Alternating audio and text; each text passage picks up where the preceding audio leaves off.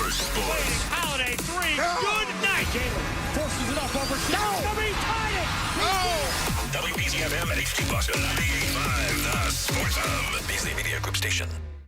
Sports Hub headlines. Presented by Celsius Energy Drinks. Celtics have already advanced to the second round of the NBA playoffs, but they don't know yet who they're going to play. They did, however, find out yesterday when they'll play. Games 1 and 2 of the next round will be Monday and Wednesday night against either the Knicks or Detroit at TD Garden. Knicks lead that series 3-2. Game 6 is in Detroit tonight. Last night, the Lakers were eliminated by Minnesota in 5 games. Carabao 103-96. Timberwolves win in L.A. Minnesota will now face the winner of Houston and Golden State. The Rockets won last night 131-116 to force a Game 6. The Milwaukee Bucks will reportedly meet with Giannis Antetokounmpo soon to discuss the future of the franchise. Red Sox had a 6-0 lead in the 6th inning last night and found a way to lose 7-6 in 10 innings in Toronto. Alejandro Kirk drove in the game-winning run. These two teams will wrap up this 3-game series tonight. A Pittsburgh Pirates fan is in critical condition at a local hospital after falling a little over 20 feet from the stands onto the warning track at PNC Park. This happened while a game against the Chicago Cubs was going on last night.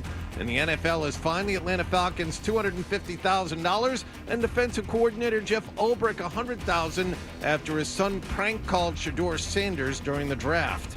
Sports Hub headlines are brought to you by Catches Law. At Catches, they specialize in helping those who have been injured not only from a one-time incident, but from a lifetime of hard work and labor. Does this sound like you? Visit CatchesLaw.com. I'm John Wallach at Boston's Home for Sports, 98.5 The Sports Hub. Your next update at 6:30. Here we go. Boom. I win. Boom. Yeah. Hit somebody. Oh. We've got a passion for Boston sports. Get angry. 98.5 The Sports Hub. Ladies and gentlemen, I need all of you to stop what you're doing and listen. Toucher. When has that been necessary to fact check? And Hardy. I am not known as Mr. Fun. On 98.5. Hey there. Sarge GPT booting up. Let me hear you say, boo, boo, boo. Crush me, mommy. Say my name. I'm a robot. I'm the son of the Pope. I'm a goddamn drag. Yeah, good luck, dude. Nothing like a good tushy. I love you, and I think you know that. Excuse me? Toucher and Hardy. Watch Daddy and Uncle Freddie. Knocking back some fun and having some fun. On 98.5 The Sports Hub. Let's go. Hi, everyone. Guy, good morning. Hi. We're Toucher and Hardy. Tom Fair Tire Studios, 617-779-0985. You can obviously watch us on YouTube. You'd be doing us a favor. Honestly, you'd be doing us a favor if you subscribe to 98.5 The Sports Hub on YouTube. Consume our programming. There's clips of all the shows. It's a lot of fun. And there's a wonderful chat that it's always extraordinarily positive about the show. And so much so that even when I was obsessed with things, and I wouldn't say obsessed, but interested in things that were being said about me online, I never, I knew, even then I knew well enough not to look at the YouTube. Have you, I want a little bit of credit from no one other than you, that I used to not only engage a little bit, but I would check in periodically. I only look now when we have a guest who is zooming in so I can see them, or just to see how something looks on the show that has like a visual element to it, because it is so bizarre to me, that chat. And if you look at it, you go down the rabbit hole and there's nothing good. There are of course good people watching and commenting, but there are a couple each day. I don't know why they're there. I don't know what they have going on in their own lives, Fred. But it's nothing that I think you can get to the bottom of, nor should investigate, especially while you're doing the show. Well, the people that have been on it forever and like have created a community have told me that there's like, when you've been on it long enough, there's ways that you can like mute people and stuff that they do, so they like can just talk to the people that they want to talk to. Because there is, the good thing about the chat is there are like fans of the show that like have kind of been spread the word a little bit. They have a community. Right. They all like each other, and I like that about radio. That's always been something I like about radio. If you're a fan of a radio show, you can meet other fans, and then you can, and then you become your own little thing. It's been happening, it's been happening since the beginning of radio. But I'll tell you, I had a catharsis. I don't know how long ago, where I realized I don't care what anyone on Twitter is saying about anything, and that is something. One of the most proud achievements of my adult life, because it's when you're doing something publicly and there's people always saying stuff about it, good or bad, and it's was all new. Like when I first started in radio, they didn't have social media, and then it was a very difficult adjustment into social media, and for me too, because when you're on the radio, you're sharing your life and it's really you. It's not like if you're a newscaster, you're just reading a cue card, or if you're an actor, you're reading someone else's lines. I'm sure it hurts when people say they don't like you, but you're just being yourself and saying your own opinions and talking about your own life. And so it's easy. I always made the analogy that if like you were in a meeting at work and someone had run a tape recorder, it's a Seinfeld, but I've always said this, that someone ran a tape recorder, or you knew there was a microphone in the room and that they were talking about you, would you have the discipline not to listen to what they were saying? That's the thing that I always use the analogy of, and then the answer is no. But I had a real catharsis. It happened one day, and because when I first started in my 20s, there was this radio board that I used to just, when I discovered, someone told me about it, I go, how do you know this exists? And the guy goes, well, because they've been talking about radio. I'm like, who are these people? Like, who are, and I started laughing. Like, it seemed absurd to me. And so sometimes after social media, I said, why can't I be like that guy when I first started, when I was the most vulnerable? Why? I thought it was funny. I legitimately thought it was funny, and that it was preposterous that the guy was even telling me about it. But then then it like starts hurting your feelings, but then you get mad, and then da. And then I had a catharsis. I said, I honestly don't care at all. There's no one on there that I care what they have to say. I don't need the platform. The platform is designed for a-holes. I mean, that's what it is. My kids aren't on it. No one that they're friends with are on it. None of my friends are on it. Like, no one I know in my personal life is on it, outside of media guys. And I mean, our show's probably got to have one, but I don't need it. Like during the draft, I wasn't like, where's Twitter? And went to the various sites and looked to see what they were saying. Right. I didn't need it. All right. Look, one of the guys who's a big fan of the shows, might be on YouTube too, is Benjamin. Hello, Ben. Hi, Ben. Ready, baby. What's up, Benjamin? We all love you on the YouTube. Actually, we're all waiting to see if Wallach will show up one day wearing just a blank hoodie from the Notre Dame or the Mona Lisa or something, because he's so fond of his Baseball Hall of Fame hoodie. Yes. I have not noticed that, Ben. Good eyes. Yes. One I haven't noticed. We all love you, Fred. Hey, I'm curious, as you are the ambassador of Detroit, will you be making your way to Worcester? I know it's a long ride. It's not anymore for me, but go ahead. The Toledo Mud Hens are in town, and I'm wondering, will you and the young Milo be coming to maybe see the up-and-comers for the Detroit Tigers? Oh. When is that game? They're here through Sunday, and if you want to come down, I'd love to give you a tour. Heck, I'll let you push any button you want in the control room. It's all yours, baby. All yours. You work for the Woo Sox, you're saying? I'm the public address announcer. Oh, Benjamin.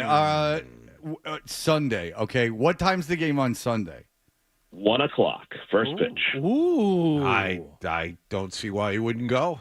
You know what? I will go, and Yeah. I'll tell you why. Because Milo's got a thing in Hudson, and Hudson sounds like that's closer to Worcester than me.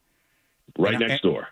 And I got to take him to Hudson. I will go. I will take my son to that game on Sunday.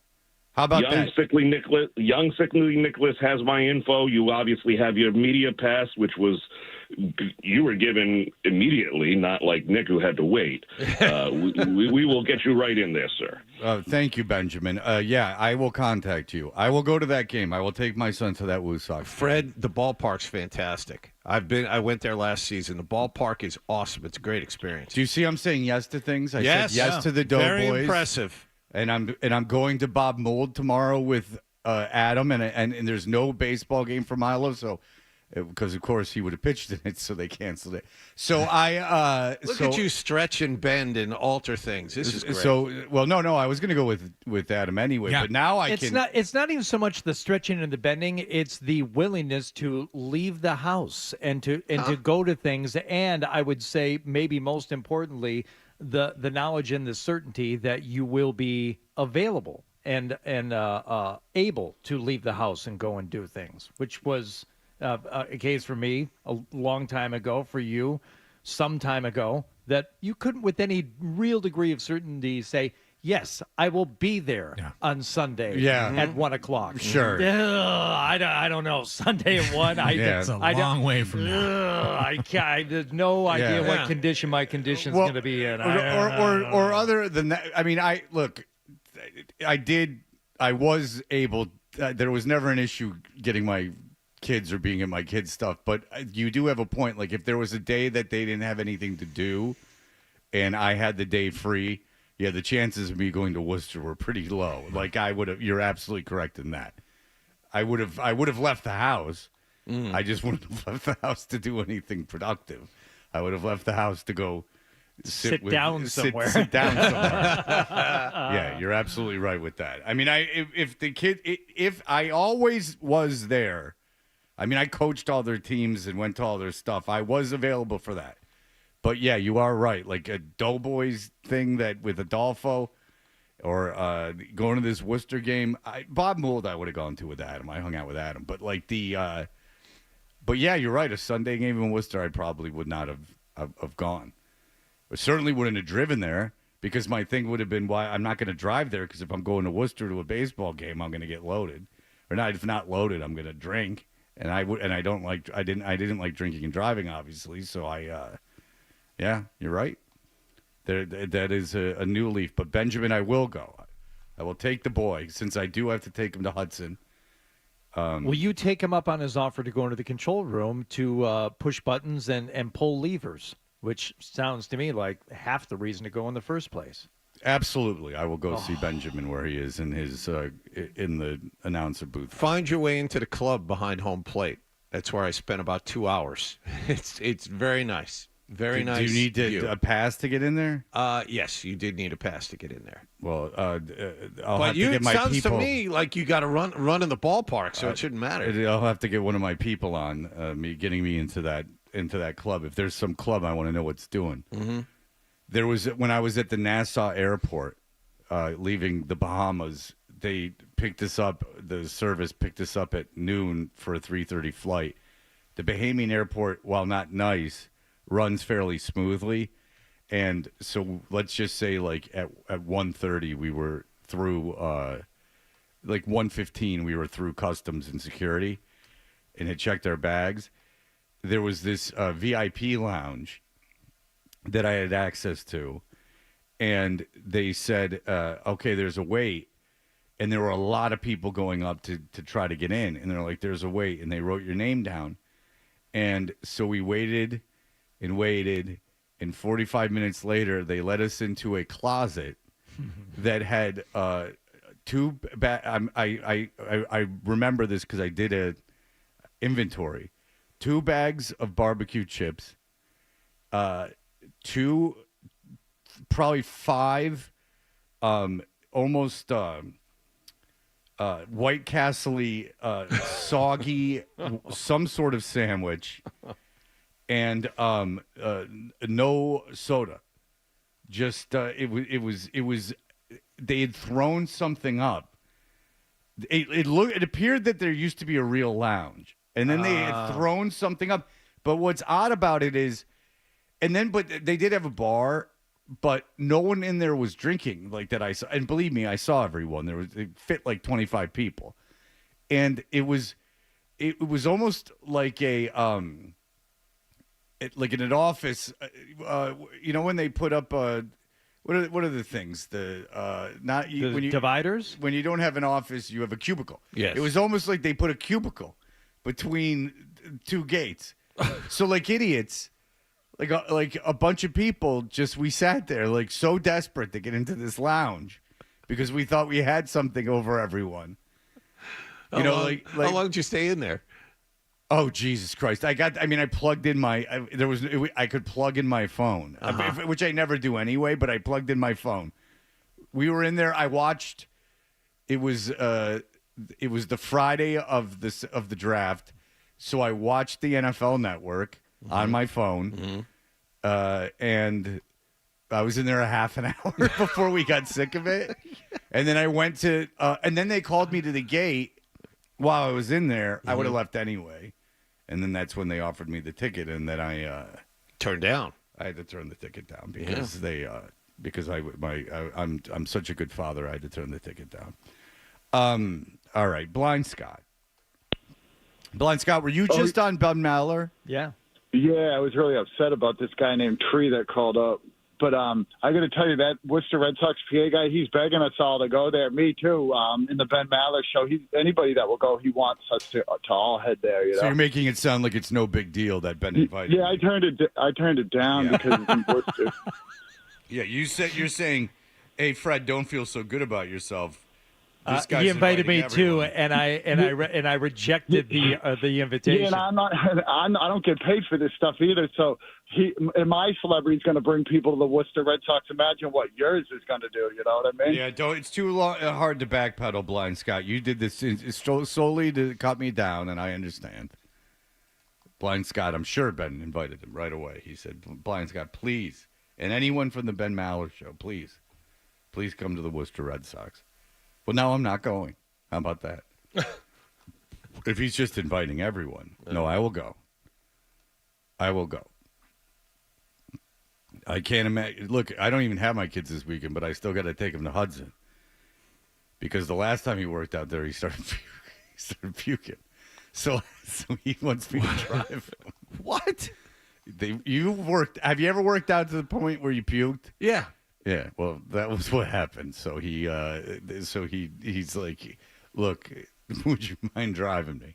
So I was like, okay. All right. I was like, all right, yeah, I'll drive. That must be what happens to Zolak a couple days every week, because he's a big fan of either throwing up in the car on the way to work or pulling over and just throwing up on the side of the road. He must be working out, like doing heavy leg work mornings before the show. You know, I've only thrown up at work once, and it was at BCN, and I talked about it on the air. Winger were in studio. I remember that. And we had done a drinking game. Yeah. I felt so bad. We had done a drinking game the night before when we did that drinking game that was decided to do once a week. And until Crash and I were like, what the hell's going on? It was like every Thursday, I think you guys would do it, right? It got a benchmarked bit. Yeah. And you had to do it. Yeah, it was really funny once, and then at a point, Crash and I were like, we don't want to do this anymore, and so we stopped doing it. But the bit was that we got wasted, basically, and then there was audio of Roll it. tape and played it the next day. So the first time was super funny, and then it progressively got. I don't think it was as funny anymore. But Winger were in. And we used to drink on the air during the afternoon show. Like, we drank. We talked about drinking on the air. Like, we drank. Like, we just drank and hung out and had people coming in and drinking. Everyone was drinking. And we hadn't gotten our alcohol yet that day. And Winger were in, and most of us are hungover. And the guy started playing, and I'm like, I got to go puke. And I went into the bathroom. And it was one of those things where the minute I saw the toilet, I just started projectile vomiting. Yep. Like, I had held it in until I got into the bathroom, but then once I got into the stall and saw the toilet, everyone's had this happen to them in one way or another. Just the visual of the toilet makes you start puking, and I puked all over the stall. And it was like 5 o'clock in the afternoon, and I'm not cleaning it. What am I cleaning it up? How am I going to clean it up? Paper towel. toilet paper. It was well beyond that. Also, tiniest bathroom in the history of bathrooms at work, and it was right outside the air studio. So anytime anyone did anything in there, we were smelling it in the studio. Yeah, it wasn't so much of a smell issue as it was I felt really bad for whoever had to come in and clean it up, but not bad enough to do anything. Wasn't that first drinking game? Wasn't that where you guys caned Adolfo? Ooh, that marked. And whoever's house you were at, you had like bamboo as like decorative bamboo, and did you guys decide to like cane Adolfo? The only thing I remember about the drinking game is that one time at my house in Brookline, Crash was laying on the floor with a jacket over him, and I just thought, and not because of Crash, this is more because of me, I thought a bum had walked into the house or into the apartment and was laying on the floor. Yeah. That's how out of it I was. Oh, boy. Oh, that was something else. I mean, blacked out drunk. Yeah, once blacked a week. out For a drunk while, once you week. guys did that bit before you finally were like, Is maybe that where we should stop doing the this. infamous Be Real audio came from, where he said, "I'm not meant to be a star"? Yes, and that's when I said, big guy touched me, which I still don't know why I said that. Yeah. I still don't know why I said that. I still don't know what repressed memory that is, but it did sound like a repressed memory. Big guy touched me. Oh, I got it. Oh, you got it? Okay. Oh, yeah. All right, let's hear it. You want to hear the full audio? Is it just where I say big guy? How long is the audio? 31 seconds. Oh, yeah. Okay. Big guy touched me. What the hell is big guy do? Big guy touched me. Big guy touched me. Big stiff set. I have that to have on my own way. My own way. Yes, my own way. My own way. My own way. Big deal with Jesus that. Christ, I'm done with this. That's correct. That's like good old 2007. Yeah, That's like wow. 2006. Probably, yeah. That's Yeah. 2006. That's right before I showed up. We have Good so point, many. Hardy. I'll take a couple of these calls when we get back. so good. We have P and Pete's handler. If you recall P and Pete. Does anyone recall P and Pete? Oh, I do. Yeah. He was no fun. No. And Big guy touched me. he did not care. I don't know what I was talking about there. That's something. I'm serious. I have no idea what was going. And I say stiff in there. I don't know what the hell was going on. And we got a guy from Worcester. All right, we'll take a couple phone calls and then catch you up. Not what do you care with what happened last night so much, but there were things, and we'll talk about them in just a Big moment. guy touched me.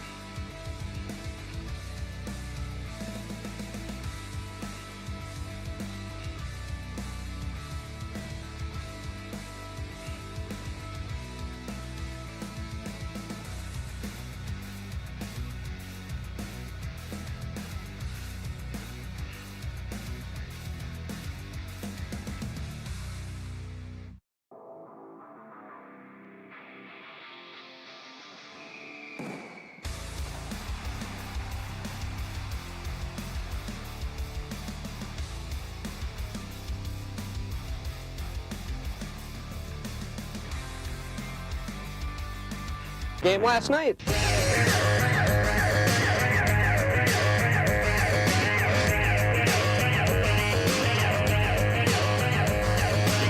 Hey, we are Toucher and Hardy. What happened last night is brought to you by Leonard Hair Transplant Associates, where your hair doesn't have to be a game of what happened. So change your lettuce and change your life with Dr. Matthew Lepresti at 1-800-GET-HAIR.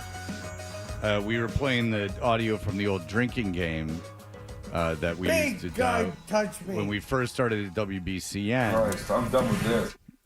And we got guys like Gunner and Chili Guy and like these like oddball characters. So we did a contest to find another one. Chili. And we got a guy named P and Pete. And P and Pete lived in the woods by these guys' houses that were listeners of the show. And he came in and he did not like me. Now, why did he not like you, Fred? Did you say something to him? No. He just looked at me and wanted to beat me up from the very first moment that I saw him. Big fella or no? Oh, he okay. was just like feral. PJ, hello. Hey, Fred, man, you got me cracking up, buddy. These are good times, buddy. Hey, congratulations on your sobriety. Thank you. Awesome, dude. Yeah, but, man, it's so funny, dude. P and Pete, living legend, rest in peace. I think it's been, I think it was 2006 at the Chili Pot when he saw the drop kicks. Man, that was a wild time. Just remember how he wanted to kill me? Yeah, he just looked at you and he's like, you're like, what the heck is so wrong we're with broadcasting the Dropkick Murphys are playing this Chili Pot thing we're doing for the station, and we're broadcasting like at this table in the front of the place, inside in the front. And PJ comes in. PJ and his friend come in with P and Pete. And P and Pete, they bring him to the table. We're like, "Hey, P and Pete," and he goes like, "Rah!" Just like comes at me, and I'm like, "Ah, what's going on?" He's like, "Play the song. Play the song." What was it? The Chili Pepper song? I don't. Yeah, yeah. He was like wanted us to play some. I don't know. P and Pete, Chili Guy like had like a little bit of like, and obviously Gunner was like real fun. P and Pete had a mean streak in him. I'll tell you that. Jeez. Well, PJ just wanted some beers. He just wanted some beers to be left alone. All right. Yeah, I don't think he liked that other guy on the show. I forget his name, whatever his name used to be. Right. You got a new Hardy Rocks, man. Right on. But yeah, I just wanted to check in and let you know we're still listening out here, brother. All right, thank you, brother. I appreciate it. Keep up the good work, boys. All right, thank you. I appreciate it. Jeez. Mr. Worcester. Hello, Mr. Worcester. Good morning, Frederico. Hello. This is Mr. Worcester, a.k.a. Cortez. I got some pro tips for Polar Park for you. Number one, when you get into the club, there's a new mini club section you want to check out. Johnny Walgan will appreciate this. The Rooters Room. You want to check that out. Okay. Number like two, the Royal Rooters? Exactly. That's why Johnny would love that. Okay. Number two, parking. If you're going to be there more than 2 hours, make sure you park in the stadium lot. The meters around the park are only maximum of 2 hours. And three, when if you're double guessing the Sunday visit, every Friday night, tomorrow night, I'll be there because they have a fireworks show, excellent fireworks show after the game every Friday evening. It's beautiful. All right. Are the meters in effect on a Sunday, though? They are. I'm like 90% sure they are. So it's a tough one. If you find a street spot, it's okay, but it's only max 2 hours. So across the street, there's the stadium lot. Okay. Well, thank you. I will look for that. I've texted Milo, and I'm awaiting a reply. I'm 99% sure he'd want to go. But we'll see. All right. What happened last evening? I need to know. Well, there's another baseball team that plays around here, the Boston Red Sox. And, man, things were looking good. They're in Toronto. They're playing the Blue Jays. Let's go to the sixth inning. Runner goes. Swing and a drive. Narvaez parks this one. She's gone. He hit it a ton. The Red Sox with his second. Oh, showing a little leg out there and left. What? Oh, okay. She. Oh, I'll buy your shoes. He said she's gone. Oh, okay. Oh, she's gone. Oh, Daryl Hall, get back with John Oates. You got a lifelong friendship. This one, she's gone. He hit it a ton. And I don't know if I can take it. The Red Sox with their second blast of the ball game. They lead it 6-0. It's like the New Year's Eve 1976 at the Doobie Brothers show, a blast.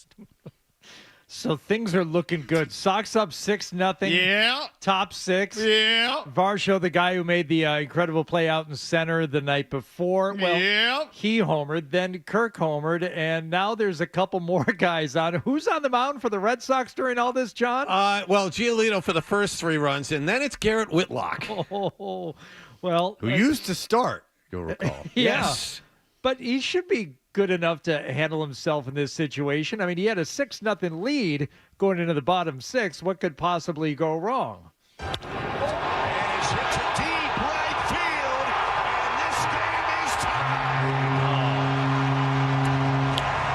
There is the moment. Yeah, it's 6-6 there. Add one more, and you got the number of the beast. You know, it's funny. Terrence Howard is going to talk a lot about that in a little while here this morning on the show. That very number. So full of wisdom. So they would go to extras, bottom of the 10th. Cora is loading the bases. Back-to-back intentional walks. And it's lined to deep left field, and that's a game winner. Guerrero scores. Alejandro Kirk, the hero here tonight, as the Blue Jays come back from 6 runs down to win it by a score of 7-6. Ah, shucks. That's too bad. That's too bad. Yeah. I was not watching last night, John. Did Cora make the right move? I wasn't watching either, Hardy. I'm sorry. I don't know. I checked my phone. It was 6-0 in the 6th inning, and then right before bed, they lost. That division blows. You keep around 500, you'll be fine. That's the thing. And we talked about this earlier. All you need is one run. You need like 2 weeks of good baseball, and you'll be ahead by 5 games in that division. Yeah. Seriously. You rip off a run where you win like 10 out of 12, 12 out of 14. You have a lead that might be insurmountable. The Yankees are not good. Yankees are not a good team. They're without Garrett Cole. That lineup is terrible. You have Goldschmidt hitting cleanup for them, and they are atop that division. They are not good. Max Fried has been very, very good for them. Okay, they have a stretch starting the 4th of July where they could go on a big run if you're looking at their schedule. Okay. Up until then, there's a lot of divisional games. They got to play Kansas City and Texas. Mm-hmm. Then they got to play the Central. They play Atlanta, who's not playing well, but, they have talent. They play the Mets. They play Baltimore, who they should be better than. Yeah, but Baltimore's not good. Well, they're not good now, right? Right. Then they play Milwaukee, who's probably the same. And then the Angels, who had been good. Then they play the Yankees. But then it's Tampa Bay and Washington and Colorado. Colorado's one of the worst teams of all time right now, record-wise. First 30 games, 5-25. 5-25. Which is the second worst since 20-something. Then Tampa Bay, who blows. So, yes, you're all right, John. If they just get it, you keep around 5. Here's my advice to Red Sox fans. Keep around 500, and John's right. You get on like a nice 10-game, you go like 8-2. Yeah. You're all right. All of a sudden, magically, you're in first place. Yeah. I think there are 3 or 4 say. teams that are exceptionally mediocre, including the Red Sox at this point. By the way, shout out to your Detroit Tigers. 19 wins at the end of April. That's a franchise record. Yeah, Steve Phillips said pound the under on wins for them. So good for him. He was a very good general manager until he got fired from everywhere. NBA playoffs last night. Houston held off Golden State 131-116, so they extend that series. Golden State still has a 3-2 series lead in the game. The series goes back to San Francisco. So I turn that game on. I get home. I'm very tired. I get home. It's like 9 o'clock. I put that game on. And at no point ever were the Warriors in that game. It just right from the very beginning, that was a disaster. Steve Kerr emptied his bench at the end of the third quarter. Houston was up by 27 points. Wow. Steve Kerr, at the end of 3, Steve Kerr emptied his bench, Golden State got to within shouting distance in today's NBA. If you're within 15 or 12, it's shouting distance. Kerr never put the starters back. And that's smart. And that's really smart because he's like, I'm giving you guys the night off. Yeah. Because they're old. We're up 3-1. Yeah. It's fine. But we're going back to Golden State. I like our chances. I mean, obviously Golden State, I would assume, is winning this series. Like, I don't believe – I mean, Houston might even have, it's certainly more athletic roster. But if you have Jimmy Butler and Steph Curry in a clinching game, I mean, I'm taking that. I'm taking that in every scenario. So I think that's very smart of him. But that game got out of control legitimately right away. Mm-hmm. Like, they were down. Let's put it this way. I had to do math to figure out how far they were down at the beginning of the second quarter. It was 40-24 at the end of the first. Ooh. Yeah. Draymond Green on the blowout. At this point in our careers, we've seen it all, had all the experiences, so you got something to draw back on. But, yeah, they played a good game. But whether they win by 1 or 50, it's a playoff series. No, it's counts as one win. No. I understand you've seen a lot and you've done a lot, but it's not just another game, Draymond. You got blown out. You got your doors blown. But you understand the message. It's Yeah. like it's a loss in a playoff series. It doesn't matter how much you lose by. I remember during the finals. Do you think it matters? I think it's better they lost by this much. Draymond is right. I mean, they were up 3-1. Yeah, we got beat. We got the home court. We got 2 more chances to beat them. I remember when the Celtics took the lead on Golden State a few years ago in the final, and Draymond's like, yeah, they made. You know what? They made more shots than they should have. They're not this good. We'll be fine. They're the one team in the league right now, and you could argue that all teams should have that attitude, but they're the one team in the league right now that has the pedigree and the resume to legitimately have that attitude. Yeah, we've been down in the finals. It's okay. Whatever. Yeah. I mean, look, I think Kerr was very smart to rest the starters and just to concede the game. I really do.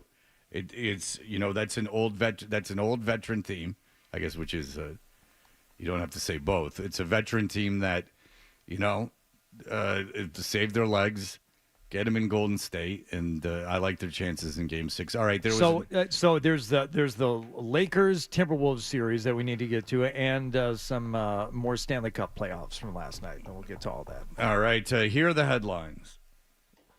Essential Sports Hub headline presented by Celsius Energy Drinks. Celtics are waiting on a playoff opponent. They won and beat Orlando and eliminated them from the postseason a couple of nights ago. Last night they found out that they will host games 1 and 2 Monday and Wednesday against either the Knicks or Detroit.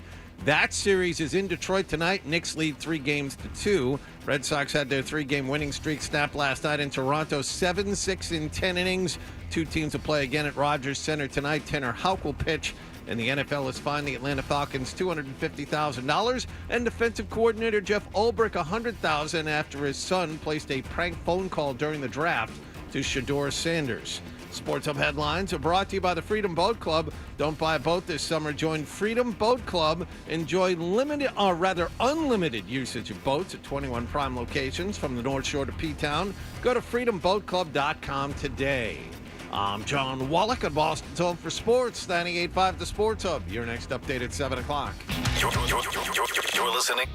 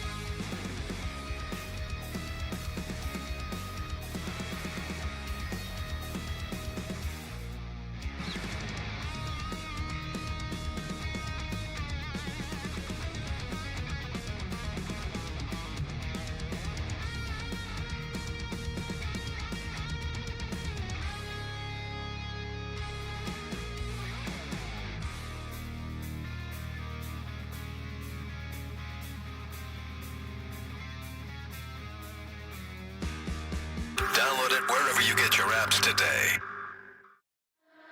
Hey, listen, if you've got to go, we understand, but make sure you bring the Sports Hub app with you so you can hear more of Toucher and Hardy. That's what I want on my tombstone. On this. Hey, we are Toucher and Hardy, and I have you have to have my back on this. Yesterday after the show that we've ever been handed since I've been in Boston, it's my favorite thing. It goes Bruins Stanley Cup in 2011, then this, honestly. And someone sent a good email I'll read at the beginning of the break about how this might be God making up for something else that happened in my career. The Deflate game. Go ahead. I remember what I told you yesterday.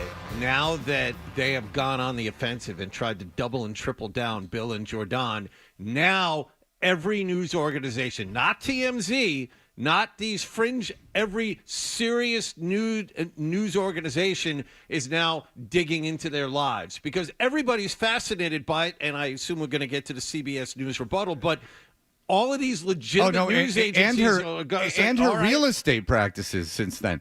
You know, again, everyone's now looking for dirt. Everything they're doing is the antithesis of what you should be doing in a crisis situation. Circle the wagons and ride it out. What is wrong with you people? And I do, and you, if you know anyone in PR or anybody, you can ask them. Yes. This is horrible the way they're handling this.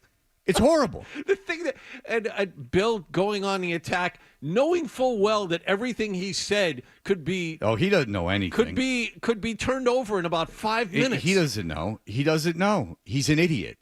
He's a fool. All these years when he had all these people running interference for him, now he's out there. No, he was protected by that he was a great coach, and now that protection is gone, and now his true stupidity and everything else in life is coming out. He's stupid, John. My God. He's stupid. He's stupid and weak. It's true. You have all the ABCs. You can be really, really good at one thing, and he's very lucky they created the game of football. Because he doesn't have the balls to join the Navy. So he wouldn't have been a great military man. I thought he did. He was wearing that Navy sweatshirt in the interview. No, that's stolen valor. Oh, all right. CBS and CNN. Yeah, we're doing that. We're doing this later. All right, fine. And we'll do it. We'll do it All again. right. CBS, CNN. How about BBC? Everybody's looking at you, Daily pal. Mail. Yeah. God damn. Let's find out about the Lakers, who were home last night facing elimination.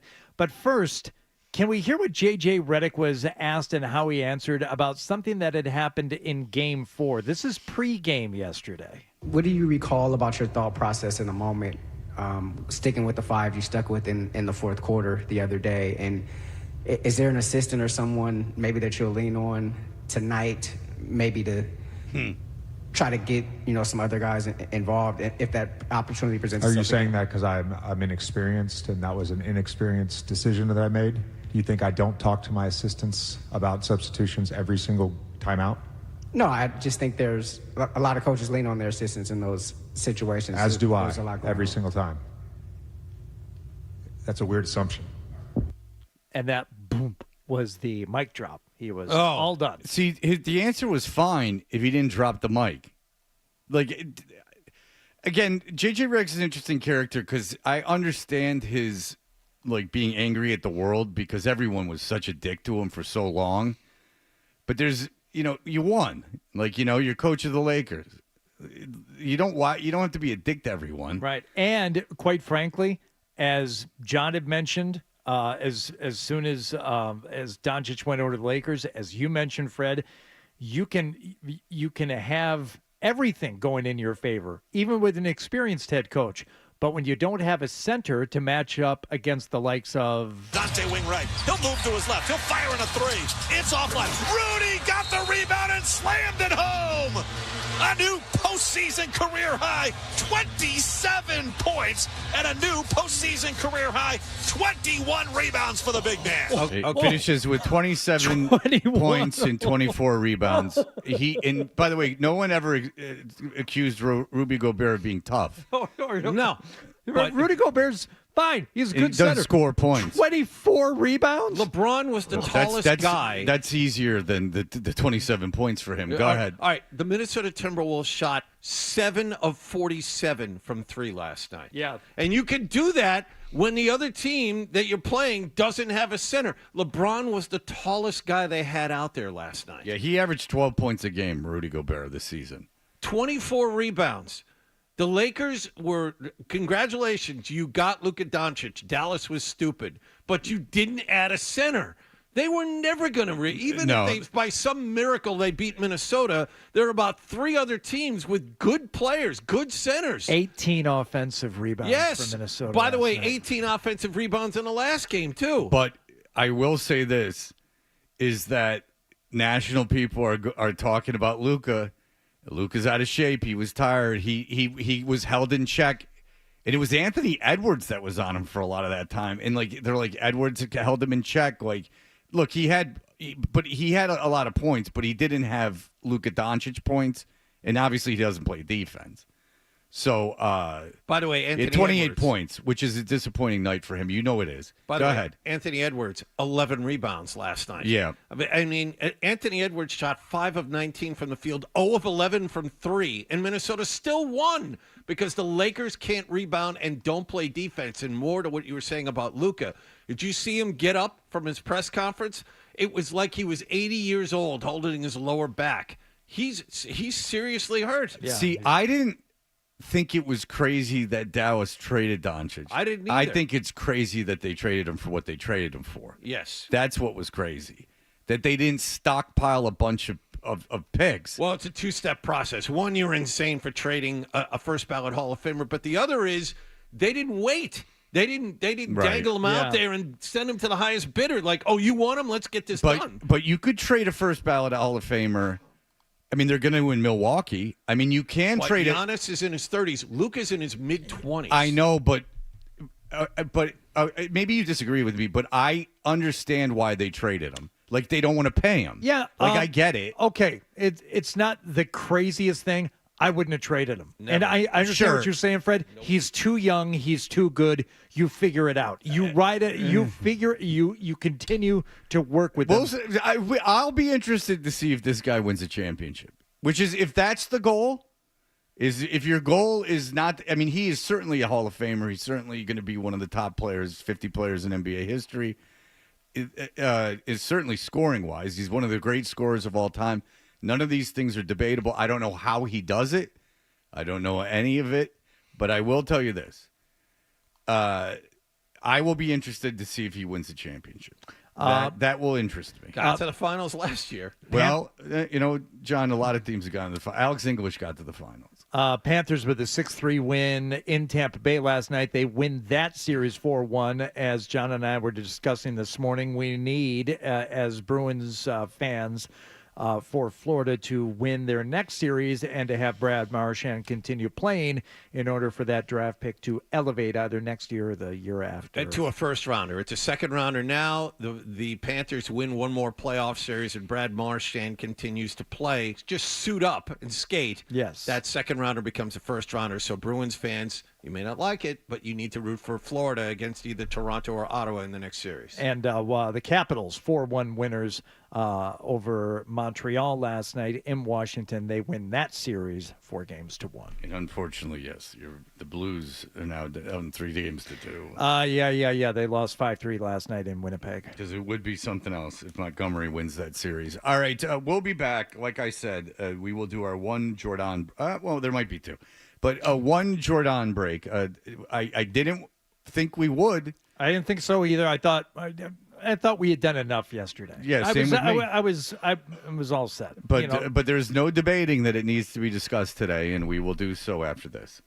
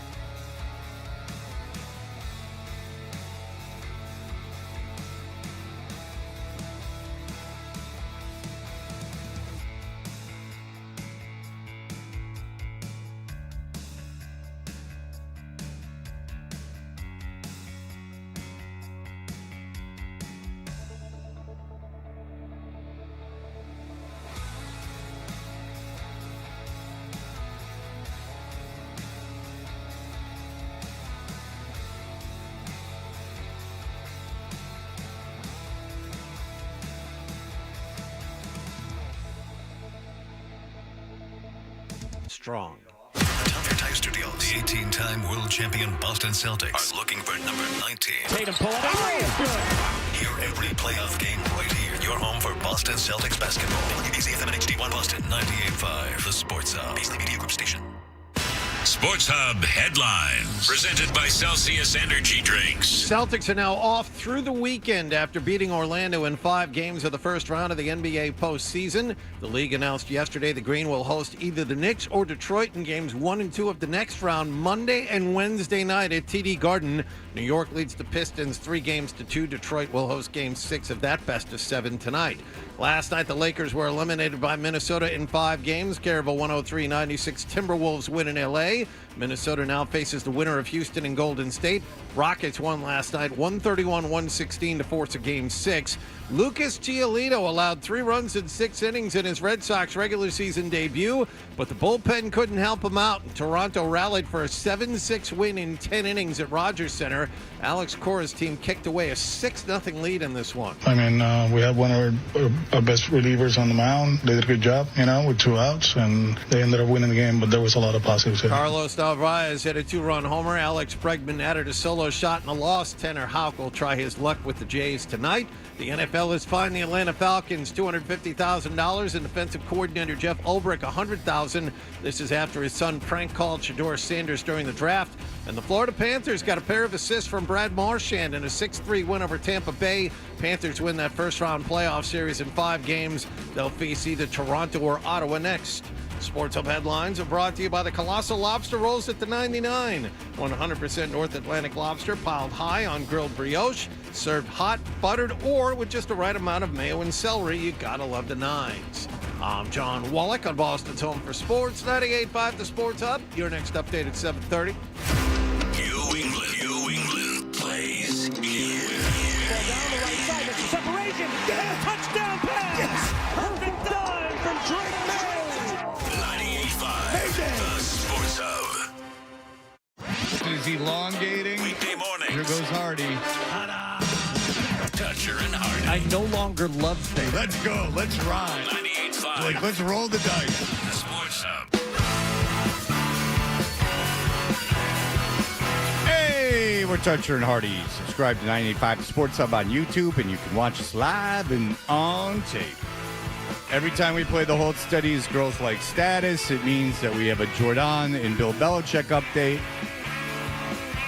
Just for reference, if you'll recall, the magazine show CBS this morning that airs on Sunday mornings is a designed to be uplifting for people watching television on Sundays. It is Bill Belichick has a book called Winning that some of you have theorized is getting very good publicity. Vegas now has odds on a bunch of stuff with his relationship. Yep. So just to give you some perspective, you go sit down.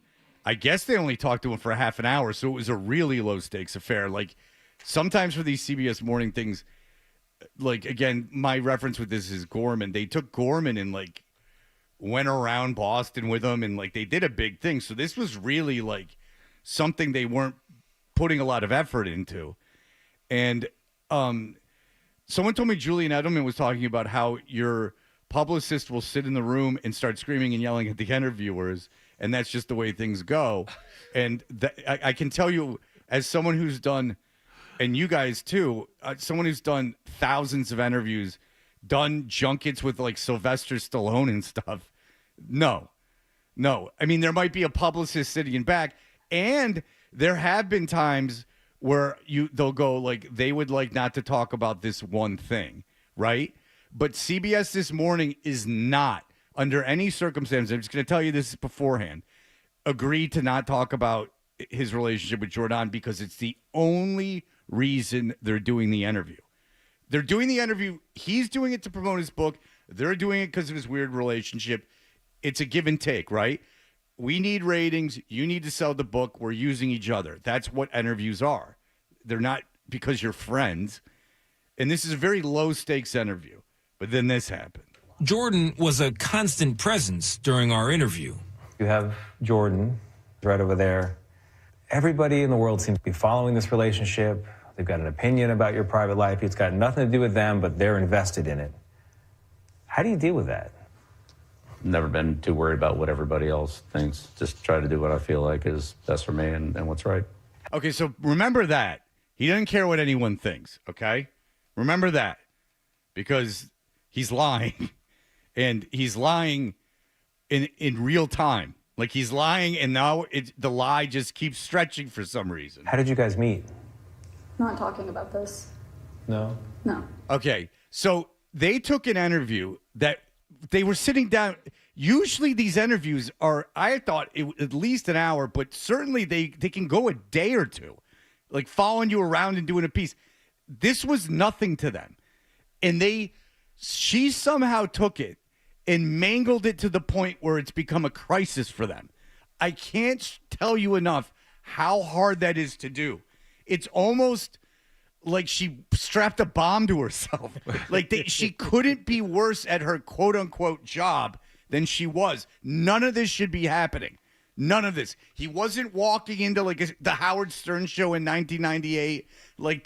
This wasn't designed to make him look bad. No, this isn't a gotcha stunt interview. All right, so something happens, really big deal. There's some speculation about your dumb relationship. All right, maybe this goes away.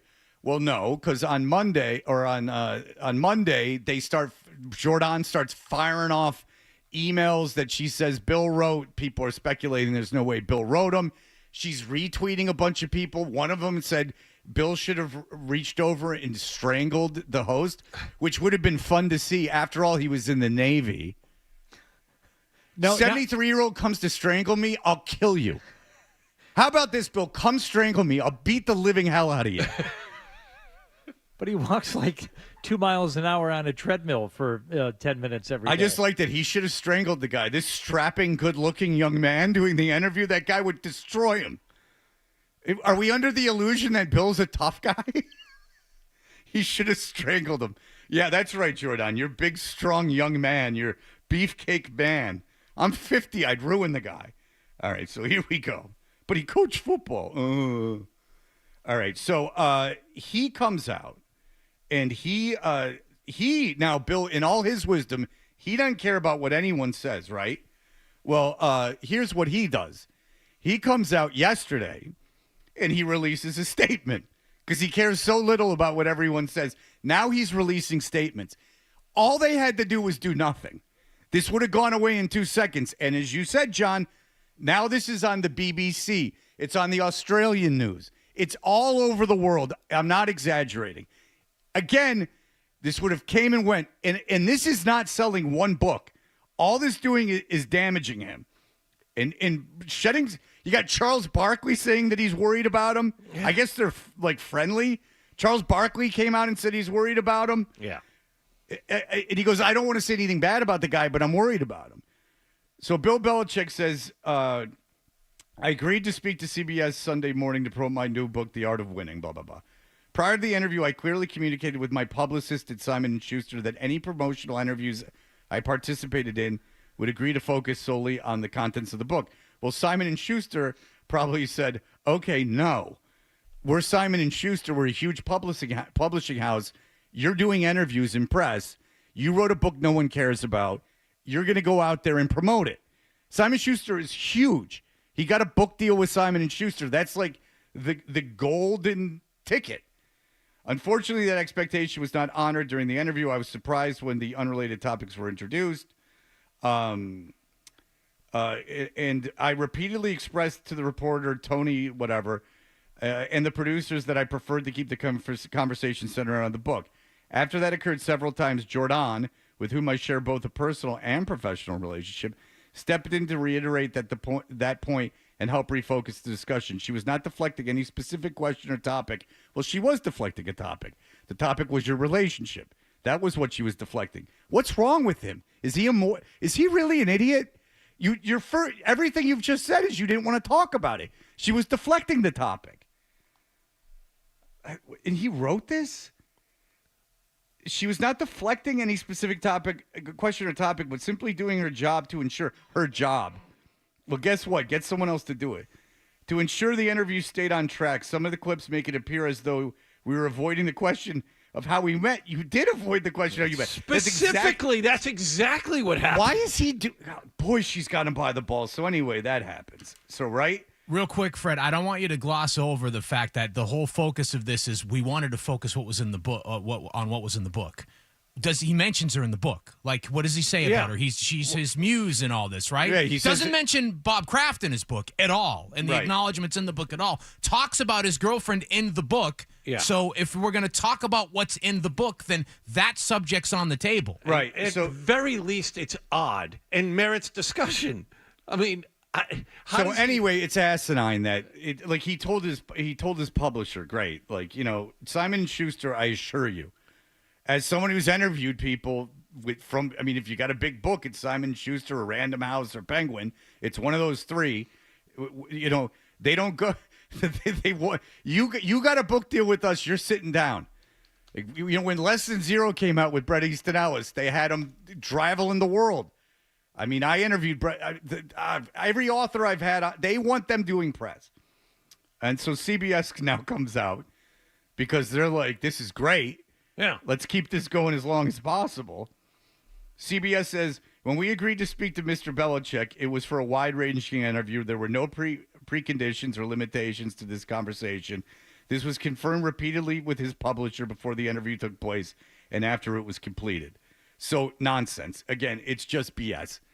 And if he doesn't care about what people are saying, why are they doing all of this? Why won't they just let this stop? We were not going to talk about this today, but his behavior is so effing odd, and he just continues to push this. She made him put out that statement. Right. And also his literary agency, so it's not Simon & Schuster. As you can imagine, there are a lot of people who have their hands in this thing. Okay, right? Go ahead, sure. So Inkwell Management is the literary agency, I guess, either hired by Bill or Simon & Schuster or jointly, that sets these things up. So they put out a statement also. Earlier this month, Bill sat down with CBS Sunday Morning to discuss his book, His Life in Football, in his perspective and how he has done his job. The nature and orientation of the discussion was known in advance to Bill and CBS, and indeed, Bill did talk football. But the segment that was shown to the public veered into a discussion of Bill's personal life and away from the subject of his book, resulting in a raft of hostile social media posts about his personal life.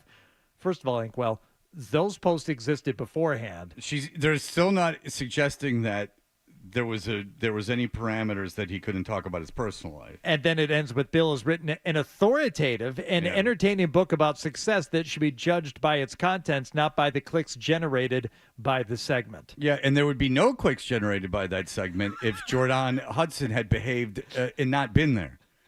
Again, to reiterate what is on at Toucher and Hardy, if you're a lawyer who's banging a young woman, she doesn't get to come to court with you the next day. If you're a doctor who's banging a young woman, she doesn't get to go poke around the bodies that you're operating on. Once I found out that the book didn't have anything about Malcolm Butler or any of the real things I wanted to read about, I lost all interest. Don't want to read it. Don't care. And by the way, unless the book, and from what I understand, from what Shaughnessy wrote about and others who have read it, there are personal anecdotes in this book. It is not a textbook with just X's and O's and plays drawn up on page after page after page. There is a huge personal aspect to this book. So to think that CBS would agree to an interview that is just going to talk nothing but gridiron, keep it on the field, is ludicrous because the book is more than that anyway. And regardless, his personal persona now is his relationship with this woman. That is what's out there. That's what is his message. That the social media things that he controls, the public image that he's putting out, is all centered around this relationship. She was in a Dunkin' Donuts commercial with them that aired during the Super Bowl. Okay? Point made, done. There's no way CBS this morning does that interview if they're just going to talk about football with them. No one in their audience would care. Hasn't been as big of a disaster as this CBS interview since that Crashmore one. Unprofessional bull. That's why no one watches AOL Blast. All right, so now you're right, John. People are Santa Claus was very mean in that. So now you're right. The New York Post now is starting to look into what's going on. Everybody's in their looking into it. Not Yeah. TMZ is great at ambushing people at the Los Angeles airport. They get a bunch of guys like that. This is different. These are legitimate news organizations that are looking at him. For someone who didn't want their personal relationship talked about, they did everything in their power to make it a huge story that now people are digging into. Again, she couldn't be worse at her job. She took something that was a light little affair and turned it into this. New York Post. Here we go. Bill Belichick's spry girlfriend, Jordan Hudson, has amassed a New England real estate portfolio worth about $8 million. All within months of the fisherman's daughter meeting the 73-year-old ex-Patriots coach, according to property records. Hudson, 24, bought three multifamily homes across the Boston area in December 2023 for about $7.5 million, inking millions of dollars in mortgage agreements within days, documents reviewed by Realtor.com show. Just 2 months earlier, Hudson dropped $610,000 on a cottage in the scenic Cape Cod town of Harwich, which she listed as her home address on the mortgage documents.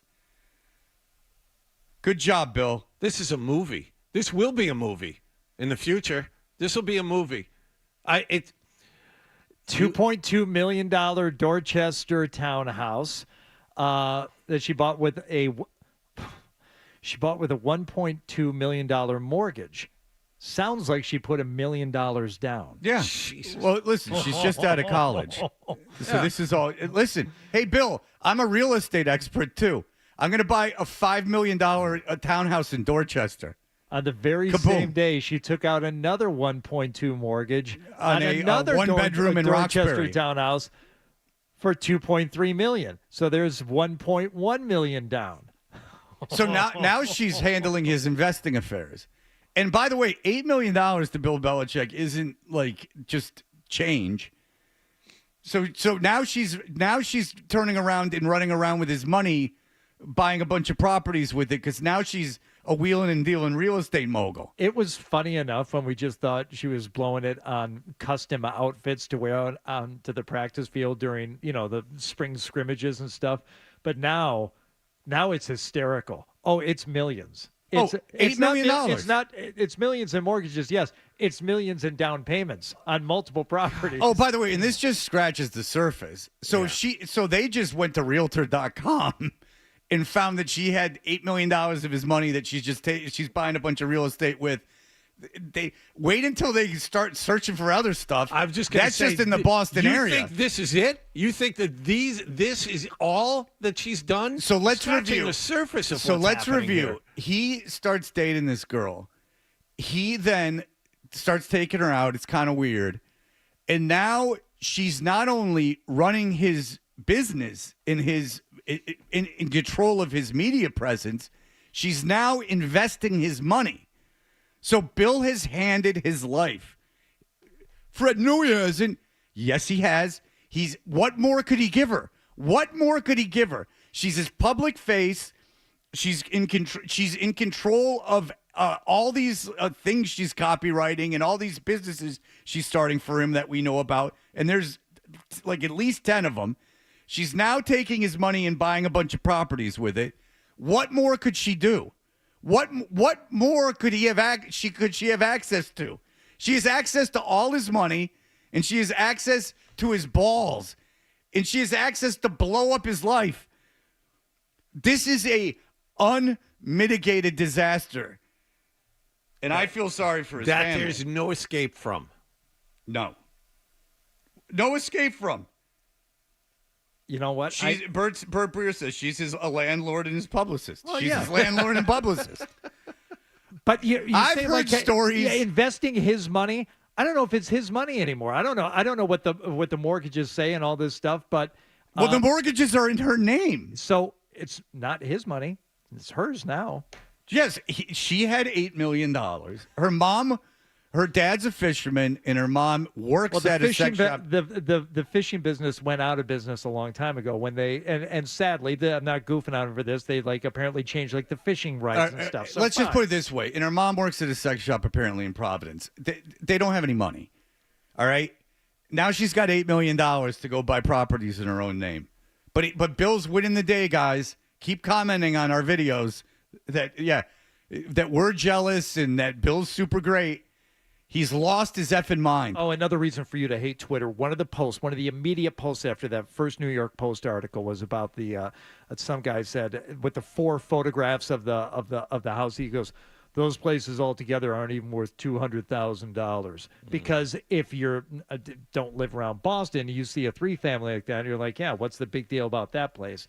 And yeah, in Wichita, I'm sure it doesn't look like a whole lot, but people are already pushing back. It's like, they're not that much. You didn't spend that. Shut up! You don't know what you're talking about. Twitter, it's the worst. Well, the people commenting on Twitter, Hardy, obviously are international art dealers. Yeah, who are very. You know what is moguls. satisfying Real about estate that moguls. though, as ruined as that site has become, especially under the control of Elon Musk, you can now, one of the metrics you see is you can see how many people have seen a reply. You never got to see that before. Now you can, and it's just so pitiful.